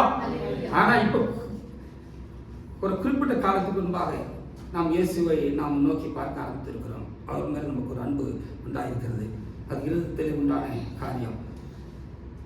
அவரை நான் சொந்த இரட்சகராக ஏற்றுக்கொண்டிருந்து வாயினால் அறிக்கை செய்கிற ஒரு காரியம் எனக்குள்ளே, உங்களுக்குள்ளே, நமக்குள்ளே உண்டாயிருக்கிறது. அப்போ அவருக்கு நமக்கு ஒரு நித்தியமான ஒரு வாழ்க்கை பரலோக ராஜ்யத்தில் நமக்கு மாற்றத்தில் நமக்கு உண்டாயிருக்கிறது. அதற்கு நம்மளை ஆயத்தப்படுத்த வேண்டும். அதை நாம் நிச்சயத்துக்குள்ள வேண்டும். அதுக்கு ஒரு நிச்சயம் நமக்கு வேணும் அப்படின்னு சொல்லப்படுகிறது. இந்த நிச்சயம் நான் நடந்துட்டுன்னா இதான் பொண்ணு தான் மாப்பிள்ளை, ஒரு குறிப்பிட்ட நாள் தேதி குறித்து என்ன செஞ்சுருவாங்க. அந்த தேதியில் அவங்க ரெண்டு பேரும் கணவன் மனைவியாக என்ன செய்வார்கள், அவர்கள் பெற்றோர்களாலும் பெரியவர்களாலும் இல்லைன்னா பாஸ்டர்மாராலும் என்ன குருக்களாலும் என்ன செய்வார், ஆசீர்வாதமாக அவர்கள் சேர்த்து வைக்கப்படுவார்கள். அவர்கள் ஒருவருக்கு ஒரு புரியாதபடி இருப்பார்கள் என்று சொல்லப்பட்டிருக்கிறது. இந்த நிச்சயம் நமக்கு தேவையாகிறது. மத்தேயு 1ஆம் அதிகாரத்தில் 18வது வசனத்தை நாம் எடுத்து வாசித்து பார்க்கிறோம். அப்படி நியமிப்பு படுகிறது என்று சொன்னால் நிச்சயித்துக் கொள்வது, உறுதிப்படுத்திக் கொள்வது. நான் இப்போ சொன்ன மாதிரி இந்த பொண்ணுக்கு தான் மாப்பிள்ளை, இந்த மாப்பிள்ளைக்கு தான் பொண்ணுன்னு ஒரு உறுதி வேண்டும் அல்லவா? உறுதிப்படுத்திக்கூடிய காரியம் நம்முடைய தெய்வீக உறவிலும் வேண்டும் அல்லவா, ஆவிக்குரிய வாழ்விலும் வேண்டும் அல்லவா? கண்டிப்பாக அது நமக்கு தேவையா இருக்கிறது. மத்தேயு 1:18 இங்க பாருங்க. அதுல முதல் பகுதியில் என்ன எழுதிருக்கு பாருங்க. இயேசு கிறிஸ்துவினுடைய ஆமா ஜனனத்தின் விவரமானது ஆமா அவருடைய தாயாகிய மரியாள் யோசேப்புக்கு நியமிக்கப்பட்டிருக்கையில் அவர்கள் கூடி வரும் முன்னே அப்போ பாத்தீங்களா, அதுல முதல் வரைபடம் திரும்ப வாசி. அந்த முதல் பகுதியை மாத்திரம். இயேசு கிறிஸ்துவினுடைய ஜனனத்தின் விவரமானது ஆமா அவருடைய தாயாகிய மரியாள் யோசேப்புக்கு நியமிக்கப்பட்டிருக்கையில் அப்போ அந்த அம்மா அவருக்கு முடிவு செய்யப்பட்டாச்சு. அப்போ நாம் ஆண்டவருக்கென்று நியமிக்கப்படுகிறது, முடிவு செய்யப்படுகிற ஒரு நிலை அடுத்த கட்டம் அப்படின்னு சொல்லப்படுகிறது. அப்போ ஆவிகள் வாழ்க்கை அப்படி ஒரு கட்டம், எல்லாத்துக்கும் ஒரு ஸ்டெப் இருக்கு. பார்த்துக்கோங்க. ஒரு திருமணம் என்றுனா உடனே பார்த்தோம், பிடிச்சிட்டு தன்னோம், டகார்னு தாலி கட்டிட்டோம், இல்லைன்னா மோதிரம் மாற்றிக்கிட்டோம் அப்படிங்கிற காரியம் கிடையாது. சரிதானா? அப்போ அதுக்கு அடுத்தடுத்து அதற்கு ஒரு முறைமைகள் இருக்கிறது, ஸ்டெப்புகள் இருக்குது. அதே போல அப்போ அது உறுதிப்படுத்துறதுக்கு ஒரு காரியம் இருக்கு. அது என்ன? அப்போ உறுதி பண்ணிட்டாங்க, அந்த பொண்ணுக்கு அந்த மாப்பிள்ளை உறுதிப்படுத்திட்டாங்கிறத நம்ம நிச்சயதார்த்தம் என்று சொல்லிக்கிறோம், இல்லை என்கேஜ்மெண்ட் என்று சொல்லிக்கிறோம். அது உறுதி செய்கிறதுன்னு சொல்லிக்கிறோம். 1 பேதுரு 3ஆம் அதிகாரத்தில் 21வது வசனத்தை ஒரு தேவனுடைய எடுத்து பார்க்கலாம். அப்போ நம்ம அவருடைய மனவாட்டி, அவர் நமக்கு மனவாளன்ங்கிறது எப்பொழுது உறுதிப்படுகிறது? இந்த ஆவிக்குரிய ஜீவியத்தில், இந்த வாழ்க்கையில, கர்த்தருடைய சமூகத்தில் எப்பொழுது அது உறுதிப்படுகிறது என்று சொல்லி நம்ம பார்க்க போகிறோம். பார்க்கலாம். 1 பேதுரு 3:21 வாசி. அதற்கு ஒப்பனையான ஞானஸ்தானமானது மாம்ச அழுக்கை நீக்குதலாயிராமல் தேவனைப்பட்டு நல் மனச்சாட்சியின் உடம்படிக்கையா இருந்து இப்பொழுது நம்மையும் பாத்தீங்களா? அப்ப எங்கே திருமண உடன்படிக்கைன்னு ஒண்ணு இருக்கு, நிச்சயதார்த்தத்துக்கும் ஒரு உடன்படிக்கை பண்ணுவாங்க. அது இப்போலாம் ரொம்ப ஃபார்வர்டா போயிட்டு, ஏன்னா திடீர்னு பேசிக்கிச்சு எல்லாம் வச்சுட்டு திடீர்னு டைம் அடிச்சிருக்கிற ஆணு இருக்கு, பொண்ணு இருக்கு. அப்படித்தான் இப்போ நிறைய நடக்கு தானே, இப்போ உலகத்தில் நம்ம பார்க்கலாம் தானே. ஏதோ பேசிலாம் முடிச்சாங்கடாப்பா, பேசிலாம் முடிச்சாங்க, பையன் இப்போ வேண்டான்னு ஒரே சாதனையா நிற்கான், இல்லை பொண்ணு முடியவே முடியாதுன்னு சொல்லுது அப்படின்லாம் வந்துருது தானே. அதனால இப்போ கிறிஸ்தவ திருமணங்கள்ல இப்போ ரெஜிஸ்டர் பண்ணுகிற பழக்கம் இருக்கிறது. இந்த எல்லாம் என்னோட காலங்களில், இவங்க காலங்களில் எப்படின்னு தெரியல, காலங்களில் எல்லாம் என்கேஜ்மெண்ட் பரிசுத்தவன் வந்து பேசி முடிச்சுட்டு புடவைலாம் கட்டிட்டு அப்படி போயிடுவாங்க, அதோட நிப்பாட்டிக்கிடுவாங்க. ஆனால் இந்த ரெஜிஸ்ட்ரேஷன் பண்ணுகிறது, இந்த கிறிஸ்துவ ரெஜிஸ்ட்ரேஷன் பண்ணுகிறது பாஸ்டர், அதை நடத்துகிற பாஸ்டர், எங்கேஜ்மெண்ட் நடத்துகிற பாஸ்டர் அதையும் நடத்துகிற அன்றைக்கு தான் நினைச்சுவாங்க. மாப்பிள்ளை பொண்ணுகிட்ட எல்லாம் கைத்து வாங்க, சாட்சி கட்டுலாம் வாங்குவாங்க. ஆனால் இப்போ என்ன செய்கிறாங்க அப்படின்னு சொன்னால், இடைக்கால திருமணங்களில் நான் கலந்து கொண்ட பொழுது நான் பார்க்கிற பொழுது என்கேஜ்மெண்ட் அன்னைக்கு என்ன செய்கிறார்கள், அது என்கேஜ்மெண்ட்டுக்கும் சேர்த்து இப்போ அதுக்கு ஒரு ஃபார்ம் எல்லாம் உண்டாக்கி என்ன செய்து கொடுக்கிறார்கள். அதில் பொண்ணு மாப்பிள்ளைலாம் அது ஒரு அன்னைக்கு அந்த காரியங்கள் எல்லாம் கையெழுத்து வாங்கிடுறாங்க, உறுதி பண்ணி கொடுக்கிறார்கள். ஹல்லேலூயா. அப்போ நம்ம தான் அந்த மணவாட்டி, தேவனுக்கு மோட்சத்தில் அவருடைய வீட்டுக்கு எஜமானி, அவர் வீட்டு ராணி அப்படிங்கிறதுக்கு ஒரு உறுதிப்படுதல் இங்க வேணும். அதுதான் ஞானஸ்தானம் என்று சொல்லப்படுகிறது. ஹல்லேலூயா. பாத்தீங்களா, முதல்ல இதயத்தில் விசுவாசிச்சீங்க, அதனாலதான் அவரிடத்துல ஒரு அன்பு, அவருக்கு மேல அன்பு உண்டாயிட்டு, அதனால இதயத்தில் விசுவாசிச்சீங்க. அடுத்தால அவர் நல்ல ஆண்டவர்ப்பா, நான் ரொம்ப அனுபவிச்சு பார்க்கிறோம்ப்பா, ருசிக்கிறோம்ப்பா, அவர் ரொம்ப நல்லவர்ப்பா, அவர் தான் என்ன சொந்த ரட்சகர்னு சொல்லி உங்களையும் மீறி எடுத்துருங்க வாயில் வந்துட்டு அப்படித்தானே அறிக்கை பண்றோம் இல்லையா? ஆண்டவர் அறிக்கை பண்றீங்கப்பா இல்லையா? அதை உறுதி பண்ணுறது என்ன? இந்த ஞானஸ்தானம் என்று சொல்லி சொல்லப்பட்டிருக்கிறது. திரும்ப அந்த வசனத்தை வாசித்து பாருங்க. சீதா வாசிக்கலாம். அதற்கு ஒப்பனையான ஞானஸ்தானமானது ஆமா, புற உடம்புல உள்ள அழுக்கை நீக்கிறதாக இல்லாதபடிக்கு தேவனை பற்றி நல் மனச்சாட்சியின் உடன்படிக்கையாக இருந்து இப்பொழுது அப்ப ஞானஸ்தானம் எடுத்தாதான் அடுத்தால நம்ம அவருடைய மனவாட்டிங்கிறதுக்கு ஒரு சான்று கிடைக்குது. அதான் சான்று, சரிதான், உறுதி கிடைக்கும். அப்போ ஞானஸ்தானம் கண்டிப்பா எடுக்கிறது அடுத்த ஸ்டேஜ் என்று சொல்லி நம்ம இங்க பார்க்கிறோம். சரிதானா? 1 கொரிந்தியர் 1ஆம் அதிகாரத்தில் 22ஆம் வசனத்தை பாருங்க. அந்த ஞானஸ்தானத்தோடு கூட அவருடைய ஆவியும் பரிசுத்த ஆவியும் நாம் பெற்றுக்கொள்கிற பொழுது நாம் திருமணத்துக்கு ஆயத்தப்படுகிற ஒரு கன்னியை போல நாம் இந்த பூமியில நாம் தேவனால் அங்கீகரிக்கப்படுகிறோம். கிறிஸ்துவின் மனவாட்டியாக நாம் இங்கே அங்கீகரிக்கப்படுகிறோம். இங்கே அவருடைய மனவாட்டியா நம்ம அங்கீகரிக்கப்பட்டுட்டோம். ஆண்டவர் நம்மளை அங்கீகரிச்சுட்டார். என்ன பரிசம் போட்டுட்டு போயிட்டாருன்னு சொல்லி அர்த்தம். ஹல்லேலூயா. நம்ம பரிசம் போட்டுட்டு புடவை கட்டிட்டு போயிட்டாரு அப்படின்னு சொல்லி அர்த்தம். எப்போ? இப்போதான். அப்போ உலகத்திலே நடக்கிற ஒவ்வொரு காரியங்களும் அது ஒரு இறைவனோடு தொடர்புள்ள ஒரு காரியங்கள் தான் உறவுகளாக கர்த்தர் நமக்கு இந்த உலகத்தை நமக்கு கொடுத்திருக்கிறார் என்று சொல்லி நாம் என்ன வந்தார். வாசிங்க 2 கொரிந்தியர் 1:22 வாசிக்கலாம். வாசி 2 கொரிந்தியர் 1:22. அவர் நம்மை முத்திரித்து நம்முடைய இருதயங்களில் ஆவி என்னும் அச்சாரத்தையும் கொடுத்திருக்கிறார். ஒரு நிலம் வாங்குறீங்க, ஒரு அட்வான்ஸ் போடுவீங்க தானே, அட்வான்ஸ் போட்டு ஒரு அட்வான்ஸ் பத்திரம் எழுதிக்கிட்டீங்க, எழுதிக்கிட்டோம் தானே. இல்லை எந்த ஒரு காரியமாக இருந்தாலும் அதுக்கு ஒரு தாக்கீது இருக்கும். அதை எழுதி அதுக்கு உரிமைப்பட்டவர் அதில் ஒரு கையெழுத்து போட்டு ஒரு ஸ்டாம்ப் பண்ணிடுவாங்க. ஸ்டாம்ப் பண்ணுவாங்க. அதான் முத்திரத்து எழுதுவாங்க. அவள் முத்திரை போட்டுரு, அவள் முத்திரை போட்டுரு. அப்போ என்ன நிச்சயம்? நாம் தான் அவருடைய மனவாட்டியாக நாம் நியமிக்கப்பட்டிருக்கிறோம் என்பதற்கு என்ன நிச்சயம் இந்த கிறிஸ்தவ வாழ்க்கையிலே என்று சொல்லி நம்ம இங்கே பார்க்கிற பொழுது ஒருவர் ஞானஸ்தானம் பெற்று அவருடைய ஆவியும் பெற்றுக் கொள்கிறது தான் என்று சொல்லி இங்கே எழுதப்பட்டிருக்கிறது. இதைத்தான் இயேசு கிறிஸ்து நம்முடைய ஊழிய காலங்களிலே ரொம்ப தெளிவாக சொல்லிவிட்டு போயிருக்கிறார், அழுத்தி சொல்லிட்டு போயிருக்கிறார். யோவான் 3ஆம் அதிகாரத்தில் 5வது வசனத்தை ஒரு தேவன் போல எடுத்து வாசிக்கலாம். இயேசு பிரதித்திரமாக ஒருவர் ஜலத்தினாலும் ஆவியினாலும் பிரவாவிட்டால் தேவனுடைய ராஜ்யத்தில் பிரவேசிக்க மாட்டான் என்று மெய்யாகவே சொல்கிறான்னா, 2 தடவை சொல்றான்னா ரொம்ப நம்ம அதை கவனிக்கணும் அப்படிங்கிறதுக்காக திரும்ப சொல்றாரு. மெய்யாகவே நான் சொல்றேன் கேட்டுக்கோங்க, நான் சொல்றேன் அப்படி ஒரு ஆள் சொல்றதுன்னு என்ன அர்த்தம்? அது ரொம்ப அவசியம், முக்கியம், ரொம்ப கவனமா இருங்க அப்படின்னு சொல்லி அர்த்தம். ஹல்லேலூயா.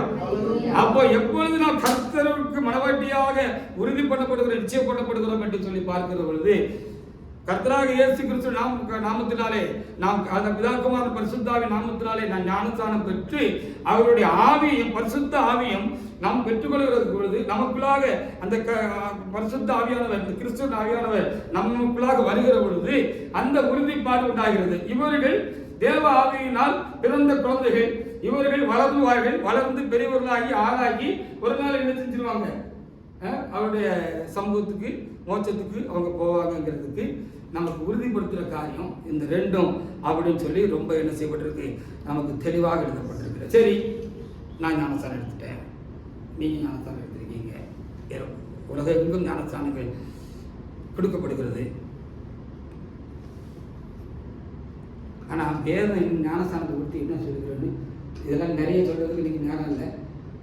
நீங்கள் விரும்பினா ஞானஸ்தானத்தை கொடுத்து ஒரு நாள் பிரசவமே போடலாம். அந்த 2 வாரம் இருக்குது.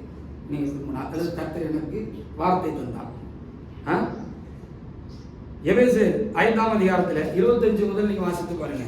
அப்போ இன்னைக்கு உலகம் முழுவதும் என்ன செய்கிறார்கள், இயேசு கிறிஸ்து சொந்த ரட்சகராக நான் ஏற்றுக்கொண்டேன், அவர் இருதயத்தில் நான் ஏற்றுக்கொள்கிறேன், வாழ்க்கையில் ஏற்றுக்கொள்கிறேன், அவரை நான் அறிக்கை செய்கிறேன், அவர் தான் வாழ்க்கையில் சொந்த ரட்சகர்னு சொல்லி கொண்டு வந்தேன். இன்னைக்கு கூட்டமாக உலகம் முழுவதும் ஞானஸ்தானம் எடுத்துக்கிட்டே இருக்கிறாங்க. ஞானஸ்தானம் எடுத்துக்கிட்டு சொல்றாங்க, நான் ரட்சிக்கப்பட்டுட்டேன், என்னை ஆண்டவருக்கு நியமிச்சாச்சு, ஒரு நாளைக்கு ஆண்டவர் வருவார், என்ன அழைச்சிக்கிட்டு போவார் அப்படின்னு சொல்லி சொல்றாங்க. அப்படிதானே? ஆனால் இங்க வேதம் என்ன சொல்லுது, அது ரொம்ப குறிப்பாக நம்ம கவனிக்க வேண்டிய ஒன்றாக இருக்கிறது. எபேசியர் 5:25 முதல் ஒரு தேவனுடைய எடுத்து வாசிக்கிறேன். புருஷர்களே, உங்கள் மனைவிகளில் அன்பு கூறுங்கள். அதான் எபேசியர் 5:25. சரி, வாசிங்க. அன்பு கூர்ந்து தாமதை திருவசனத்தை கொண்டு தண்ணீர் முழுக்கினால் சுத்திகரித்து பரிசுத்தமாக்குகிறதற்கும் கரைதிரை முதலாளிகள் ஒன்றும் இல்லாமல் பரிசுத்தமும் பிழையற்றதுமான சபையாக அதை நமக்கு முன்பு நிறுத்திக் கொள்வதற்காக தம்மை தாமே அதற்கு கேட்டுவிட்டார். அவர் ஞானஸ்தானம் சொன்னால் திருவசனத்தை கொண்டு முழுக்கணுமா, வசனத்தின்படி முழுக்கினாத்தான் ஞானஸ்தானம் செல்லும். ஒரு வீடு முடிக்கும், ஒரு இடம் முடிக்கும், அவசரமா ஒன்னே பார்க்காம முடிச்சுட்டீங்கன்னா பின்னால் அது செல்லாமல் போயிடும், சிக்கலாயிடும். இப்போ எங்களோட குடும்பத்தில் ஒருவருக்கு ஒரு இடத்துல ஒரு 3 பிளாட்டு முடிக்கணும்னு சொல்லி அதுக்காக ஒரு அட்வான்ஸ் எல்லாம் வச்சுட்டாரு. அதுக்கப்புறம் அந்த உள்ளங்க சிட்டா பட்டா இந்த மாதிரி காரியங்கள்லாம் உள்ளே போய் பார்க்கும் பொழுது சரியான முறையில் பட்டா இன்னும் அவங்க பேருக்கு, அந்த விற்கிறவங்க பேருக்கு மாறவே இல்லை அப்படின்னு சொல்லப்பட்டிருக்கிறது. இப்படிப்பட்ட காரியங்கள் உண்டாயிருக்கும் அப்படின்னு சொன்னால் இதையெல்லாம் சரியாக பார்க்காம நம்ம வாங்கிட்டோம் அப்படின்னு சொன்னால் அதுக்கு பேர் தான் வில்லங்கம்னு சொல்கிறாங்க. அதை வில்லங்கம் உண்டான்னு பார்க்கணும்னு சொல்கிறாங்க. அது பெரிய பின்னால் பெரிய வில்லங்கம் ஆகிடும். என்ன, நமக்கு கொடுத்தவருக்கே அது சொந்தம் என்கிறது உறுதிப்படுத்துகிறது. பட்டா சிட்டா சரியாக இருந்தால் தான் அது உறுதிப்படும். அவருக்கே அது இல்லாமல் நம்மளும் கவனிக்காமல் அதெல்லாம் பார்க்காம நம்ம முடிச்சுட்டோன்னு சொல்லி வச்சுக்கோங்களேன். அவருக்கு வித்தவர் என்ன செய்வார், வந்து அவங்களுக்கு பிள்ளைகள் வாரிசுகள் வந்து எங்கள் அப்பனுக்கு உள்ளது, எங்கள் தாத்தாவுக்கு உள்ளது அப்படின்னு சொல்லி வந்து என்ன செய்வாங்க, நம்ம மட்டும் வில்லங்கம் பண்ணிக்கிட்டு நிற்பாங்க தானே. அப்போ சாத்தானும் முறையா வசனத்தின்படி நம்ம ஒப்பு கொடுத்து வேதம் சொல்கிறபடி ஞானஸ்தானம் எடுக்கிறதாக இருந்தாலும் நம்ம எடுக்கலைன்னா நம்ம மேல உரிமை பாராட்டுவான். ஹல்லேலூயா. அப்போ வசனத்தின்படி ஒரு ஞானஸ்தானம் இருக்கு, தப்பான ஞானஸ்தானமும் நிறைய இருக்குன்னு நீங்க புரிஞ்சுக்கோங்க. சரிதானா? வசனத்தின்படி நாங்கள் தண்ணீர் முழுக்கு திருவசனத்தை கொண்டு தண்ணீர் முழுக்கு செய்யணும், ஞானஸ்தானம் எடுக்கணும் அப்படின்னு சொல்லி இங்கே தெளிவாக சொல்லப்பட்டிருக்கிறது. இந்த விஷயத்திலும் அது சரியான காரியமாக இருக்க வேண்டும். இந்த ஞானஸ்தானம் நாம் முறையாக எடுக்க வேண்டும் என்று சொல்லி நாம் இங்கே என்ன செய்கிறோம் பார்க்கிறோம்.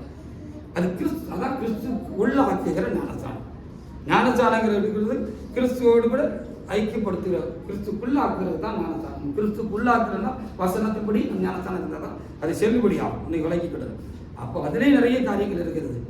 நம்ம சபையில் எல்லாத்தையும் ரொம்ப தெளிவாக வைத்திருக்கிறோம். இந்த புதிய சிலன் சபையில் எல்லாத்தையும் தெளிவாக இருக்கும். எல்லா வசனத்தின்படி தான் இங்கே செய்யப்படும். எதுவாக இருந்தாலும் வசனத்தின்படி தான் செய்யப்படும். ஆராதனை ஒழுங்குகள் எல்லாம் பார்த்தா மற்ற ஆராதனைக்கு இங்குள்ள ஒழுங்குகள், ஒருவேளை நீங்கள் வேறு ஆராதனைக்கு போயிட்டு இருந்தவங்களுக்கு உங்களுக்கு தெரியும், ரொம்ப ஒழுங்கு கிரகமாக எல்லாம் வசனத்தின்படி இருக்கும். அப்போ தான் தேவன் அதை அங்கீகரிப்பார். அப்பொழுதுதான் தேவ சமூகத்தில் அது அங்கீகரிக்கப்படும். அதில் ஞானஸ்தானம் ரொம்ப முக்கியமானது. அது ரொம்ப முக்கியமான காலத்தில் 3:27 வாசிக்கிறோம். கிறிஸ்துக்குள்ளாக்குகிற ஞானஸ்தானம் என்று சொல்லி கிறிஸ்துக்குள்ளாக்குறது தான் ஞானஸ்தானம் என்று சொல்லி எழுதப்பட்டிருக்கிறது. வாசி. ஏனெனில் எத்தனை பேர்களோ, ஆமா, அப்படி இல்லைன்னா கிறிஸ்து நமக்குள்ள வரமாட்டார்.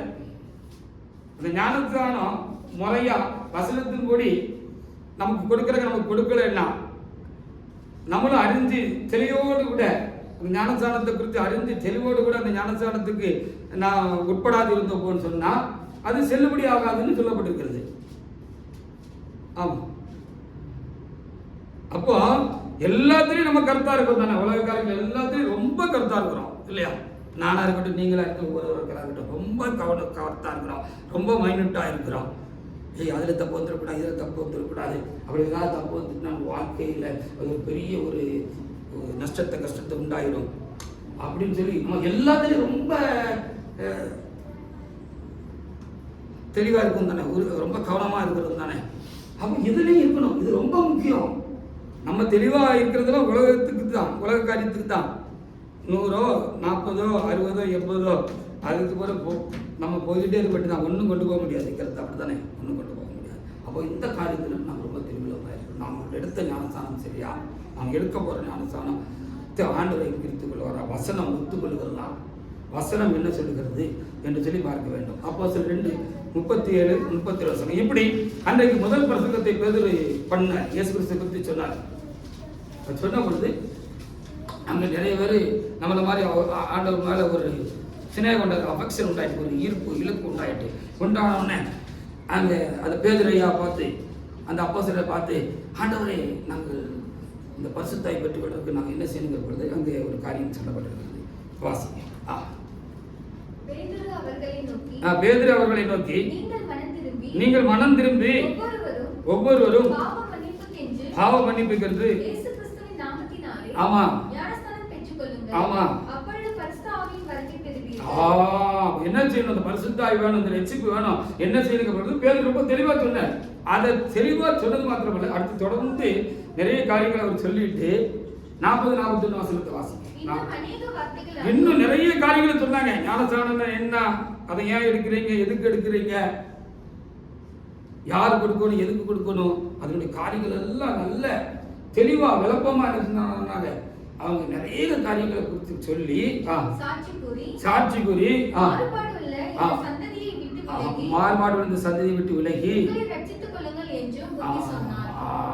எழுதப்பட்ட வசனத்துக்கு மாறா என்னெல்லாம் நம்முடைய சொந்த வாழ்க்கையில ஞானஸ்தானம் எடுக்கிறதுக்கு முன்னால இருந்துச்சு, இருக்கு அப்படிங்கிறதெல்லாம் நமக்கு தெளிவா சொல்லி கொடுத்து இதையெல்லாம் தண்ணியோட தனியா முக்கிட்டு எழுந்திருக்கும் போது புது மனுஷியா நீங்க என்ன செய்யணும், எழுந்திருக்கணும். இதுதான் ஞானஸ்தானம், நீங்க அதுக்கு சம்மதிக்கிறீங்களா அப்படின்னு கேட்டு தான் அந்த நிலைக்கு அவளை உட்படுத்தி தான் ஞானஸ்தானம் கொடுக்கணும்.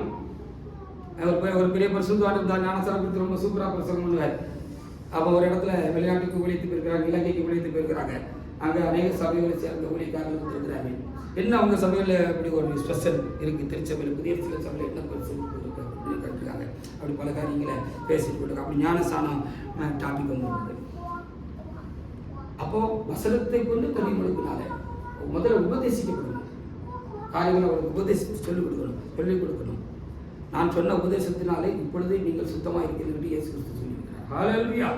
அப்போ அவருடைய வசனம் தான் நம்மளை பரிசுத்தப்படுத்துது. அந்த பரிசுத்தப்படுத்துற வசனத்தின்படி நீங்கள் நானும் ஞானஸ்தானம் எடுத்தாதான் நாமும் பரிசுத்தமாகும். இல்லைன்னா பழையாளவே இருப்போம். வாழ்க்கையில் எந்த மாற்றமும் இருக்காது. ஐயா போட்டா தோத்திரமா, அதுக்கு கூட ஆத்திரமா இருக்கும். சரிதானே? ஆத்திரம் இருக்காது, தோத்திரம் இருக்கணும், ஆத்திரமும் இருக்கும். அப்படி ஆயிரும்.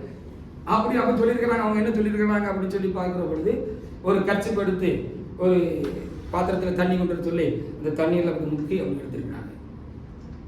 அப்போ இதை கர்ச்சிப் சுத்தமாயிட்டான்னா சுத்தமாகல. தண்ணியில் முக்கி எடுத்த உடனே ஒரு மனுஷன் சுத்தமாயிருவானா? அப்போ முறையா ஞானஸ்தானம் எடுக்காம ஒரு மனுஷன் முழுக்க ஞானஸ்தானம் கொடுக்காம சுத்தமானான்னு அர்த்தம் தெளிவாக கேட்டிருக்கிறாங்க.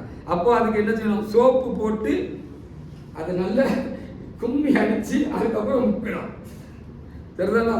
அதுதான் இங்கே சொல்லப்பட்டிருக்கிறது. அப்படி எதெல்லாம் நம்முடைய வாழ்க்கையில் எழுதப்பட்ட வசனத்துக்கு மாறாக இருக்கோ அதையெல்லாம் நமக்கு சுட்டி காட்டி சீசராக்கி ஞானஸ்நானம் கொடுங்கன்னு சொல்லி தான் மத்தேயு புத்தகத்தில் 28:19 இயேசு கிறிஸ்துவே சொல்லிட்டு போயிருக்கிறோம். அப்போ ஞானத்தானம் எடுத்தாலும் அதற்கும் வேதம் காட்டுகிற காரியங்கள் உண்டு. அதுக்கு நம்ம உட்படுத்தி தான் ஞானஸ்தானம் எடுக்கணும். நான் என்னெல்லாம்னு சொல்லி காலத்தில் சொல்லலாம், இல்லை நீங்கள் தனியாக கேட்டால் உங்களுக்கு சொல்லலாம். இன்றைக்கு முதல்ல வேற ஒரு அளவுக்கு உங்களுக்கு எப்பொழுது நாம் கிறிஸ்துக்குள் ஆகிறோம், எப்பொழுது அவருடைய மனவாட்டி ஆகிற தகுதி நமக்கு உண்டாகிறது அப்படிங்கிறத நான் கொஞ்சம் சொல்லிக்கிட்டே போகிறேன். மத்தேயு 28:19-20 ஒரு தேவண்டபடி எடுத்து வாசிக்கலாம். ஆகையால் நீங்கள் புறப்பட்டு போய் சகல ஜாதிகளையும், எல்லா நாட்டுக்காரர்களையும், பாசைக்காரர்களையும், ஜாதிகள் சொன்னால் இங்கிலீஷ் பைபிளை பார்த்தீங்கன்னா நேஷன், நாட்டார் அப்படின்னு சொல்லி எல்லா நாட்டாரையும் என்னாக்கி சீசனாக்கி. சீசன் ஆகாம ஞானஸ்தானம் கொடுக்க கூடாது. சீசன் ஆகாதவங்களுக்கு ஞானஸ்தானம் கொடுக்க கூடாது. யார் சீசன்? எனக்கு நீங்க சீசனா இருக்கணும்னா நான் சொல்றதுக்கெல்லாம் நீங்க சம்மதிச்சு உடன்பட்டா தான் நீங்க எனக்கு சீசன். இல்லைன்னா நீங்க எனக்கு சீசனா? யோவானுடைய சீசர்கள் அப்படின்னு இருக்கு. அப்ப யோவானை பின்பற்றினார்கள், அவருடைய வார்த்தையை பின்பற்றினார்கள், அவர் சொன்னபடி நடந்தார்கள், செய்தார்கள், கை கொண்டார்கள். அப்படி கை கொள்ளுகிற சொன்னதை கேட்டு கை கொள்ளுகிறவர் தான் சீசர்கள். அப்ப இயேசு கிறிஸ்துவினுடைய வார்த்தை நமக்கு எழுதி கொடுக்கப்பட்டிருக்கிறது. அவருடைய அப்போஸ்தலர் மூலமாக நமக்கு வார்த்தைகள் எழுதி கொடுக்கப்பட்டிருக்கிறது. பரிசுத்தாவின் துணையினால் எங்களை போட்ட ஊழியக்காரர்கள், இல்லை ஐயா போட்ட ஊழியக்காரர்கள் உங்களோடு கூட உங்களுக்கு இருக்கிறார்கள். அதை எடுத்து பகுத்து போதிக்கிறார்கள். ஒவ்வொரு காரியத்தை ஒவ்வொரு டாபிக்கும் உங்களுக்கு என்ன விளக்கி சொல்லப்படுகிறது. அதற்கு உள்ளே புரிந்து கிடக்கிற ரகசியங்கள் வெளிக்கொண்டு வரப்படுகிறது. அதை புரிந்து கொள்ள முடியாத ஓமானங்களும் உங்களுக்கு கொண்டு சொல்லப்படுகிறது. இவைகளை நீங்கள் கருத்தொன்றி கேட்கிற பொழுது உங்களுடைய வாழ்க்கையுடைய இதயத்தையும் நீங்கள் சாய்க்க வேண்டும். அப்பொழுதுதான் நீங்கள் இயேசுடைய சீசன். ஹல்லேலூயா. சீசனாக்கி சீசர்களுக்கு தான் ஞானஸ்தானம் கொடுக்கணும். சீசனே ஆகாதவர்களுக்கு ஞானஸ்தானம் கொடுக்க கூடாது. அப்ப சரியா உலகத்தில் ஞானஸ்தானம் நடக்காங்க கொடுக்குறாங்க. கைப்பு ஞானஸ்தானம், குழந்தை ஞானஸ்தானம். நீ மன திரும்பிட்டுங்க ஞானஸ்தானமே இருக்க வேண்டாம்னு சொல்ற ஒரு குரூப்ஸ் எல்லாம் இருக்கு. இன்னைக்கு கர்த்தராகிய இயேசு கிறிஸ்து ஞானஸ்தானம் எடுத்துட்டீங்கன்னா அவர் கருத்து கொண்டு கலத்தி வசனத்தை வச்சுக்கிட்டு என்ன சொல்றாங்கன்னு சொன்னா பரிசுத்தை பெற்றாச்சுன்னு சொல்றாங்க.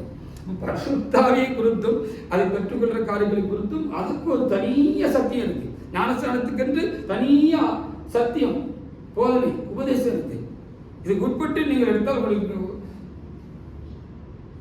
நீங்கள் கிறிஸ்துவுக்கு உட்பட்டு இருக்கிறீர்கள், நீங்கள் லட்சியப்பட்டு இருக்கிறீர்கள். நீங்கள் கர்த்தருக்கென்று நித்திய விவாகத்துக்கென்று நியமிக்கப்பட்ட ஒரு கன்னிகையாக நீங்கள் இருக்கிறீர்கள். ஆனால் இருந்தால் பெண்ணா இருந்தால் நம்ம அவருக்கு ஆவிக்குரிய மனவாட்டியாக இருக்கிறோம். வாசிங்க. பிதா குமாரன் பரிசுத்தாவின் நாமத்தினாலே அவர்களுக்கு ஞானஸ்நானம் கொடுத்து நான் உங்களுக்கு கட்டளையிட்ட யாவையும் ஆமா ஆமா ஆமா எனக்கு ஆண்டவர் காதல சொல்லி உரைச்சி கொடுத்ததை நான் ஒழுங்கா கை கொண்டு உங்களுக்கும் சொல்லி உங்களையும் கைக்குள்ள செஞ்சா தான் என்கிட்டயும் ஆண்டவர் இருப்பாரு, உங்ககிட்டயும் ஆண்டவர் இருப்பாரு. அல்லேலூயா. நானும் ஒழுங்கா கத்துக்கல, ஒழுங்கா அதை கை கொள்ளல, என் வாழ்க்கையை கத்தருக்கு தத்தம் செய்யல, அவருக்கு முற்றிலுமாக நான் கையெழுத்து நான் அவரோடு கூட வாழவில்லை, அவருக்குள்ளாக வாழவில்லை அப்படின்னு சொன்னா உங்களையும் அந்த நிலைக்கு நான் என்ன செய்ய முடியாது, ஆசீர்வதிக்க முடியாது. ஹல்லேலூயா. உங்களையும் அந்த நிலைக்கு நான் உயர்த்த முடியாது. என்னிடத்தில் உள்ளாத ஒன்றை, என் பாக்கெட்டில் இல்லாத எதை ஒன்றை நான் உங்களுக்கு கொடுப்பேன். என்கிட்ட ஒன்றுமில்லாத இருக்கிற பொழுது இந்தாங்க 500 ரூபா அப்படின்னு சொல்லி நான் வெறுங்கையை நீட்டினது போல அது ஆகிவிடும். அது உங்களுக்கு பிரயோஜனமா இருக்காது.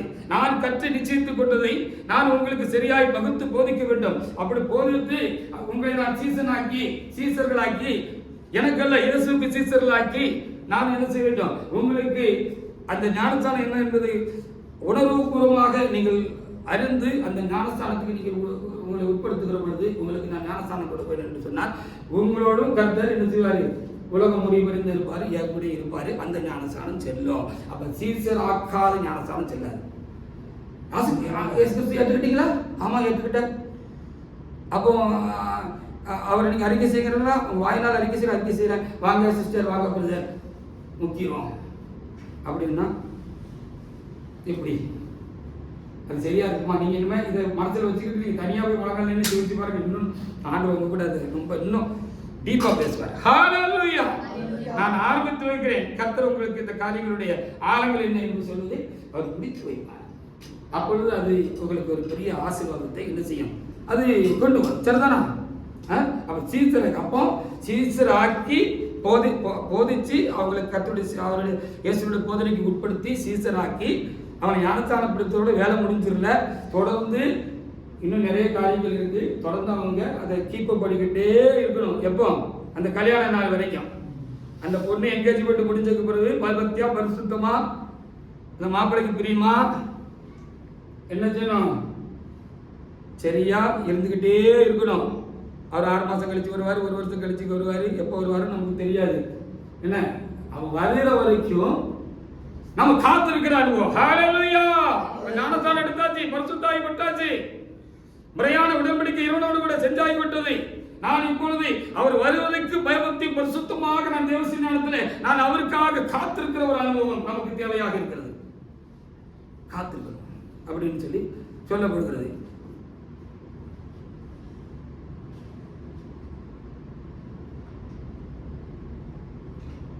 அப்போ அவருக்கு நமக்கும் ஒரு ரிலேஷன்ஷிப் வருகிற வரைக்கும் இருந்துகிட்டே இருக்கும். கேப் ஒரு வெட்டுப்பட்ட அனுபவம் இருக்கக்கூடாது. சரிதானா? துண்டிக்கப்பட்ட அனுபவம் இருக்கக்கூடாது. இதெல்லாம் எடுத்து தொடர்ந்து இருக்கணும். அதுக்கு ஒரு காரியம் ரொம்ப முக்கியம்னு இருக்கு, இந்த தொடர்பு. அவருக்கு இருக்கிற நமக்கு அந்த தொடர்பு இருந்துகிட்டே இருக்கணும். பேச்சு வழக்கு இருந்துகிட்டே இருக்கணும். கல்யாணம் முடியுது ஒரு நாள் முடியும், அவருக்கு வருகிற நாளில் முடியும், வருகிற நாளில் முடியும். அதுதான் நமக்கு கல்யாண நாள், திருமண நாள். அது வரைக்கும் நமக்கு வந்து பேச்சுவார்த்தை கண்டிப்பா இருந்துட்டு தான் இருக்கணும். இப்பெல்லாம் நிறைய செல்போன் இருக்கு. பொண்ணு பார்த்துட்டு போன உடனே பேச ஆரம்பிச்சிருக்காங்க. தெரியுதானா? பயங்கரமா பேசுறாங்க இப்பெல்லாம். ஆமா, ஒரே பேச்சு தான். பேசாம இருக்க முடியாது தானே? பேசாம இருக்க முடியல தானே? அந்த காலத்துல நாங்கெல்லாம் கல்யாணம் பண்ண முடியும் போது அப்படிலாம் கிடையாது. ஆமா, மாப்பிள்ளைய இந்த பக்கம் வச்சுருப்பாங்க, பொண்ணை பின் சைடு அந்த பக்கம் வச்சுருப்பாங்க. பேசி முடிச்சுட்டு ஒன்றா சேர்ந்துருந்து அன்னைக்கு இருந்த பரிசுத்து வந்து பொண்ணை சேர்ந்துருந்து போட்டோ கூட எடுக்கக்கூடாது. கல்யாணத்தன்னைக்கு தான் 2 பேரும் சேர்ந்து நிற்கணும். பக்கத்து பக்கத்தில் நிற்கக்கூடாது. ஆமாம், ஒரு பரிசுத்தவானுக்கு பக்கத்தில் இருக்கிற மாப்பிள்ளை நிப்பாட்டி இன்னொரு பரிசுத்தவான் பக்கத்தில் பொண்ணை நிப்பாட்டி அப்படி போட்டு நடத்துவாங்க. இப்போ அப்படிலாம் இல்லை இல்லையா? ரொம்ப சிநேகமான காரியங்கள் இருக்கிறது. ஆமாம், அது சரின்னு சொல்ல தவறுன்னு சொல்ல 2வது காரியமாக வைத்துக் கொள்வோம். என்ன எங்கேஜ்மெண்ட் முடிஞ்சுட்டா கல்யாணம் வரைக்கும் என்ன செய்கிறாங்க? ஒரு என்ன செய்கிறார்கள்? பேசிக்கொள்கிறார்கள் என்று சொல்லி நாம் பார்க்கிறோம். அப்போ ஒரு ரிலேஷன்ஷிப் போய் நமக்குள்ள இருந்து கொண்டு இருக்கிறதுக்காக ஒரு முக்கியமான காரியத்தை நம்ம கூடி வருகிறதுல வச்சுக்கிறாங்க. அவருக்கு நமக்கு ஒரு பேச்சுவார்த்தை இருந்துட்டு இருக்குன்னா அதுக்காக ஒரு முக்கியமான காரியத்தை தேவசமத்தில் வச்சிருக்காரு. 1 Corinthians 11:23 முதல் 25 வசனங்களை ஒரு தேவனுடைய பிள்ளை எடுத்து வாசிக்கலாம். நான் உங்களுக்கு ஒப்புவித்ததை கர்த்தரிடத்திலிருந்து பெற்றுக்கொண்டேன். என்னவெனில் கர்த்தராகிய இயேசு ஆமா ஆமா அதை பிட்டு நீங்கள் வாங்கி புசியுங்கள். சரீரமா இருக்கிறது, என்னை நினைவுகூரும்படி இப்படி செய்யுங்கள். ஆமா ஆமா ஆமா புதிய உடன்படிக்கை இருக்கிறது. பாடம் பண்ணுவதெல்லாம் அப்போ அவர் வருகிற வரையிலும் அவர் நினைவாகவே நம்ம இந்த உலகத்தில் நம்ம இருக்கணும். மணவாளை நினைச்சுக்கிட்டே இருக்கிற அந்த மணநாளை நினைச்சுக்கிட்டு மணவாளை நினைத்து கொண்டே இருக்கிற ஒரு ஆவிக்குரிய அனுபவம் நம்முடைய வாழ்க்கையில் உண்டாயிருக்க வேண்டும். அதுக்கு எது பாலமாக இருக்கு, எது அப்படி ஒரு நிலையில நம்மளை தொடர்ந்து பாதுகாக்க அப்படின்னு சொன்னா திருப்பந்தி தான் அப்படின்னு சொல்லி எழுதப்பட்டிருக்கிறது. ஹல்லேலூயா. அப்ப அந்த திருப்பந்தியும் ஏதோ சடங்காச்சரமா நம்ம செய்யக்கூடாது. அதுதான் நிறைய முறைமைகள் இருக்கு அப்படின்னு சொன்னேன். யாருக்குரிய அதுக்கு என்ன முறைமைன்னு வந்துட்டு இன்னைக்கு இல்லையே. அது சடங்காச்சரமா செய்யக்கூடாது. சரிதானே? வந்து ஏதோ சமையல் கொடுக்காக நம்மளும் அப்பத்தை வாங்கணும், வசதியை வாங்கணும், அல்லது ரசம் கொடுத்தாங்க ரசத்தை குடித்தோம் அப்படிங்கிற மாதிரி இருக்கக்கூடாது. சரிதானே? அது இறைவனுடைய நினைவாக இருந்து பயபக்தியாக பரிசுத்தமாக இருந்து முறையாக ஞானஸ்நானம் பெற்று அவருடைய ஆவியை பெற்றுக்கொண்டவர்கள், அவருடையவர்களானவர்கள் பயபக்தியோடு கூட அவர் வருகிற வரையிலும் அதை அனுஷ்டிக்க வேண்டும் என்று சொல்லி நமக்கு சொல்லப்பட்டிருக்கிறது. சரிதானே? நான் வருகிற வரையிலும், அவர் வருகிற வரையிலும் அதை நாம் அனுஷ்டித்து அவரோடு கூட சிநேகமாக நாம் தொடர்ந்து ஒவ்வொரு நாளும் நம்மை பரிசுத்தப்படுத்திக் கொண்டே என்ன செய்யணும்? போகணும். பரிசுத்தமுள்ளவர்களாக இருந்து பரிசுத்தமுள்ளவர்களாக இருந்து இந்த பரிசுத்த பந்தியில நம்ம என்ன செய்யணுமா? பங்கு பெறணும் அப்படின்னு சொல்லி இங்கே சொல்லப்பட்டிருக்கிறது. உன்னத பாட்டுகள் 7, இந்த 2 வசனம் தான் இருக்கு, முடிச்சிடலாம். உன்னத பாட்டுகள் 7:5. அப்போ அங்க ஒரு காரியம் சொல்லியிருக்காங்க.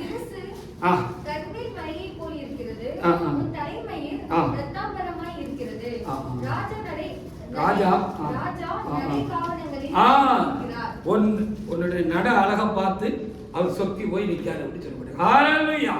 இது என்னது ஆவிக்குரிய வாழ்க்கையில? அது ஆவிக்குரிய புஸ்தகமாக உன்னத பாட்டு. சில பேர்லாம் சொல்லுவாங்க, அது குறித்த ஒரு சரியான ஒரு காரியம் அறியாதவங்க சொல்லுவாங்க, இது என்ன பாட்டு எழுதியிருக்கு, வாசிக்கிறதுக்கே ஒரு மாதிரி இருக்குவாங்க. ஆவிக்குரிய உன்னதமான காரியங்களை அப்படி கணவன் உறவோடு கூட நமக்கு அப்படி மேட்ச் பண்ணி சொல்லுவாங்க. ராஜாவும் நடக்காவனங்களில் மயங்கி திரிகிறார். அப்போ அன்றாட வாழ்க்கையானது தேவனுக்கு பிரியமா இருக்கணும்னு அர்த்தம். இப்போ இங்க நம்முடைய பேச்சு, நம்முடைய மூச்சு, நம்முடைய சொல்லு, நம்முடைய செயல், நம்முடைய உடை, நம்முடைய நட, நம்முடைய தோற்றம், நம்முடைய அலங்காரம், உள்ள மாத்திரம் நம்முடைய வெளியில உள்ள நல்ல குணங்கள், இவைகள்ல நம்ம வளர்ந்துக்கிட்டே இருக்கணும். அதான் கரை திரை எல்லாம் மாற்றி ஒரு கற்புள்ள கன்னியாக நம்மளை ஆக்கி தான் அவர் மேலே கொண்டு போவார். ஹல்லேலூயா. அவருக்கு பிடிக்காத ஏதாவது ஒன்று நம்ம கிட்ட இருந்தா அது நமக்கு பிடிக்கும்னா அது நமக்கு தான் பிடிக்கும், ஆண்டவருக்கு பிடிக்காது. ஆண்டவருக்கு பிடிக்காத ஒன்றை நான் எனக்கிட்ட வச்சுக்கிட்டு நான் ஆண்டவருடைய மனவாட்டியாக நான் அவருடைய வீட்டுக்கு நான் போக முடியாது. அது எனக்கு பிடிக்கும், அவருக்கு பிடிக்காதுல்ல. அப்போ என்னெல்லாம் அவருக்கு பிடிக்காதுன்னு பார்த்தா அது எனக்கு பிடிக்காதுன்னு தூக்கி நவட்டி வச்சிருக்கணும். நாங்களெல்லாம் நவட்டி வைத்து விட்ட நிறைய காரியங்கள். ஹல்லேலூயா. உறவுகள் தடையா இருந்தால் உறவுகளை நான் கட்டி விடுவோம். உலக காரியங்கள் தடையா இருந்தால் அவருடைய உத்தம என்று அழைக்கப்படுவதற்கு, அவருக்கு பிரியமான அழைக்கப்படும் தடையா இருந்தால் எல்லாத்தையும் தூக்கி பின்னால தூக்கி போட்டுருவோம். அதுதான் பிலிப்பியர் 3ஆம் அதிகாரத்தில் பவுல் சொன்னார். பவுல் அவர் ஆரம்பத்தில் கிறிஸ்துவை விரோதித்த ஒரு மனுஷனாக இருந்தார். பின்னால் அவர் கிறிஸ்துவை ஏற்றுக்கொண்டார். அவர் கிறிஸ்துவை ஏற்றுக்கொண்ட பிற்பாடு எதெல்லாம் கிறிஸ்துவ விட்டு பிரிக்கும், அதெல்லாம் கிறிஸ்துவ விட்டு பின்னுக்கு தள்ளுமா, அதெல்லாம் அவர் பின்னுக்கு தள்ளி போட்டார். எதெல்லாம் கிறிஸ்துவ நோக்கி இன்னும் தீவிரப்படுத்துமோ, அவர் இன்னும் நெருங்கி சேர வைக்குமோ, அதையெல்லாம் தீவிரமாக அவர் பிடிச்சுக்கிட்டு முன்னேறி போனேன்னு சொல்லி வச்சிருக்கிறார். இதுதான் கிறிஸ்தவ வாழ்க்கை. வந்தோம் போனோம் என்பது கிறிஸ்தவ வாழ்க்கை இல்லை. நான் மோட்சம் போனோம், அதுக்காக என்ன விலைனாலும் கொடுக்கலாம். என்ன பொறுத்த மட்டும் எப்படி உண்மைதானா? அதற்கு எதையும் விலையாக கொடுக்கலாம். அதுக்காக எதையும் விலையாக கொடுக்கலாம். நாங்களாம் எதையும் விலையாக கொடுக்கறதுக்கு ஆயத்தமா இருக்கிறோம். ஹல்லேலூயா. ஆமா, கொடுத்துக்கிட்டே இருக்கிறோம். அவர் என்ன கேட்டாலும் கொடுத்துருவோம். சாலமோன் இது நமக்கு பிரியமில்லாத காரியம்னா சரண்டர். என்னெல்லாம் பிடிக்காதுன்னு வேதத்தில் எழுதி வச்சிருக்கு, அதெல்லாம் நம்ம ஆண்டவர் பிடிக்காது ஒதுக்குனா தான் நம்ம ஆண்டவருடைய மனவாட்டியாக மோட்சம் போய் நாம் சேரும். வாசிங்க. பிலிப்பியர் 3:12 முதல் 14. நான் நடந்தாயிற்று. ஆமா ஆமா. எதற்காக பிடிக்கப்பட்டேனோ தொடர்கிறேன். ஆமா, எண்ணுகிறது இல்லை, ஒன்று செய்கிறேன். நான் பின்னானவிலை மறந்து முன்னானவிலை நாடி. ஆமா, எதற்காக அழைக்கப்பட்டேனோ அதை விட்டுறக்கூடாதுங்கிறதுக்காக நான் ரொம்ப கவனமா இருக்கிறேன். லெக்கை தூக்கி தொடர்கிறது. கிறிஸ்துக்காக நாம் எதையும் இழந்து விட வேண்டும். அதான் சொன்னாரு, தன் ஜீவனையும் இருக்காதவன் எனக்கு சீசன் ஆயிடும் சொல்லிட்டாரு கிறிஸ்து. அப்போ அதே பவுல் என்ன சொன்னார் தெரியுமா? கிறிஸ்து எனக்கு ஜீவன், சாதி எனக்கு ஆதாயம் இல்லை. நான் அவருக்காக மரிச்சிக்கக்கூடிய ஒரு கட்டாயம் எனக்கு, ஒரு நல்ல ஒரு சந்தர்ப்பம் எனக்கு உண்டாயிட்டுன்னு சொன்னா, அவர் வர்றதுக்கு முன்னால அவர் வீட்டுக்கு போயிடுவேன். அவர் கூட ஒரே சரீரமாக ஒரு கவனம் ஒன்னாயின அவர் கூட இருக்கக்கூடிய அந்த பெரிய பாக்கியம் முன்னோட்டி எனக்கு கிடைச்சிடும் அப்படின்னு சொன்னார். ஹல்லேலூயா. நான் கிறிஸ்துக்காக சாக தயாராக இருக்கிறவன் என்று சொன்னார். கிறிஸ்து அந்த அளவுக்கு என் உள்ளத்தை அசைத்திருக்கிறார் என்று சொன்னார். நான் எதை விட்டு கொடுக்க மாட்டேன், எதை இழக்க மாட்டேன், எல்லாவற்றையும் இழந்து விடுவேன். இதுதான் கிறிஸ்துவ வாழ்க்கை. அப்போ நமக்கு எல்லா நடத்துறதெல்லாம் இருந்தாலும் நான் ஒரு ஸ்டேஜில் இருக்கேன், இந்த ஐயா ஒரு ஸ்டேஜில் இருக்காரு, நீங்க ஒரு ஸ்டேஜில் இருக்கு, நம்ம ஒவ்வொரு ஸ்டேஜில் இருக்கிறோம். நாம் இன்னும் கிறிஸ்துவனுடைய பரிபூர்ண நிலையை எட்டுவதற்காக நாம் அழைக்கப்பட்டு தேவ சமூகத்தில் வைத்து நம்மை கர்த்தர் என்ன செய்திருக்கிறார், அந்த நிலைக்கு நம்மளை பழக்குவித்துக் கொண்டிருக்கிறார். நானும் இன்னும் ஒரு நிலையை அடைய வேண்டியிருக்கோம், கிறிஸ்துவ நிலையை எட்ட வேண்டியது இன்னும் சில காரியங்கள் இருக்கும். இதுதான் கிறிஸ்துவ வாழ்க்கை. இப்படிதான் பரிசுத்தவான் இருந்தார். இப்படி இருந்தால் தான் அவருக்கு மனைவியாக நாம் மோட்சத்தில் போய் சேர முடியும். அப்போ இதுக்கு என்ன செய்யணும்னு சொல்லி நாம் பார்க்கணும். நிறைய வசனங்கள் 1-2 இருக்கிறது, வாசிச்சுட்டு அப்படி போய்கிட்டே இருக்கலாம். 2 Corinthians 7:1, இன்னொரு யோவான் 13:10 2 வாசிக்கலாம்.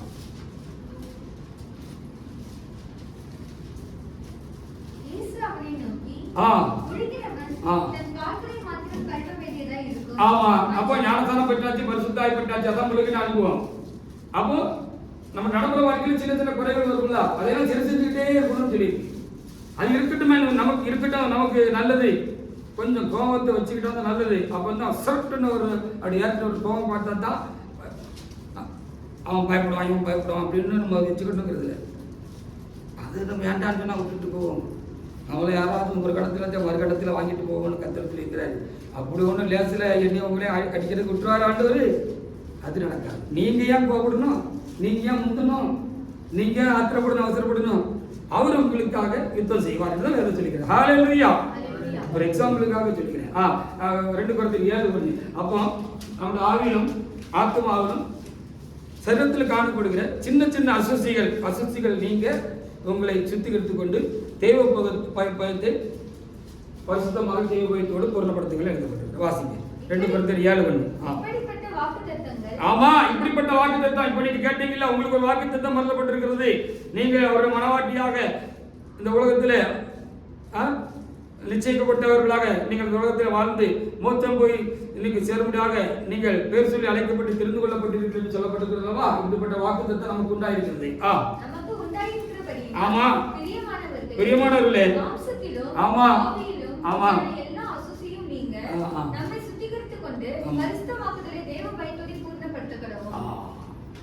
இதுதான் கிறிஸ்தவம். இந்த கிறிஸ்தவம் தான் எனக்கு வேண்டும், உங்களுக்கு வேண்டும். இந்த கிறிஸ்தவத்தில் தான் நாங்கள் ஜீவிக்கிறோம். நீங்களும் அந்த கிறிஸ்தவத்தில் ஜீவிக்கும்படியாக கர்த்தர் இந்த வார்த்தைகளை உங்களுக்கு தந்திருக்கிறார்.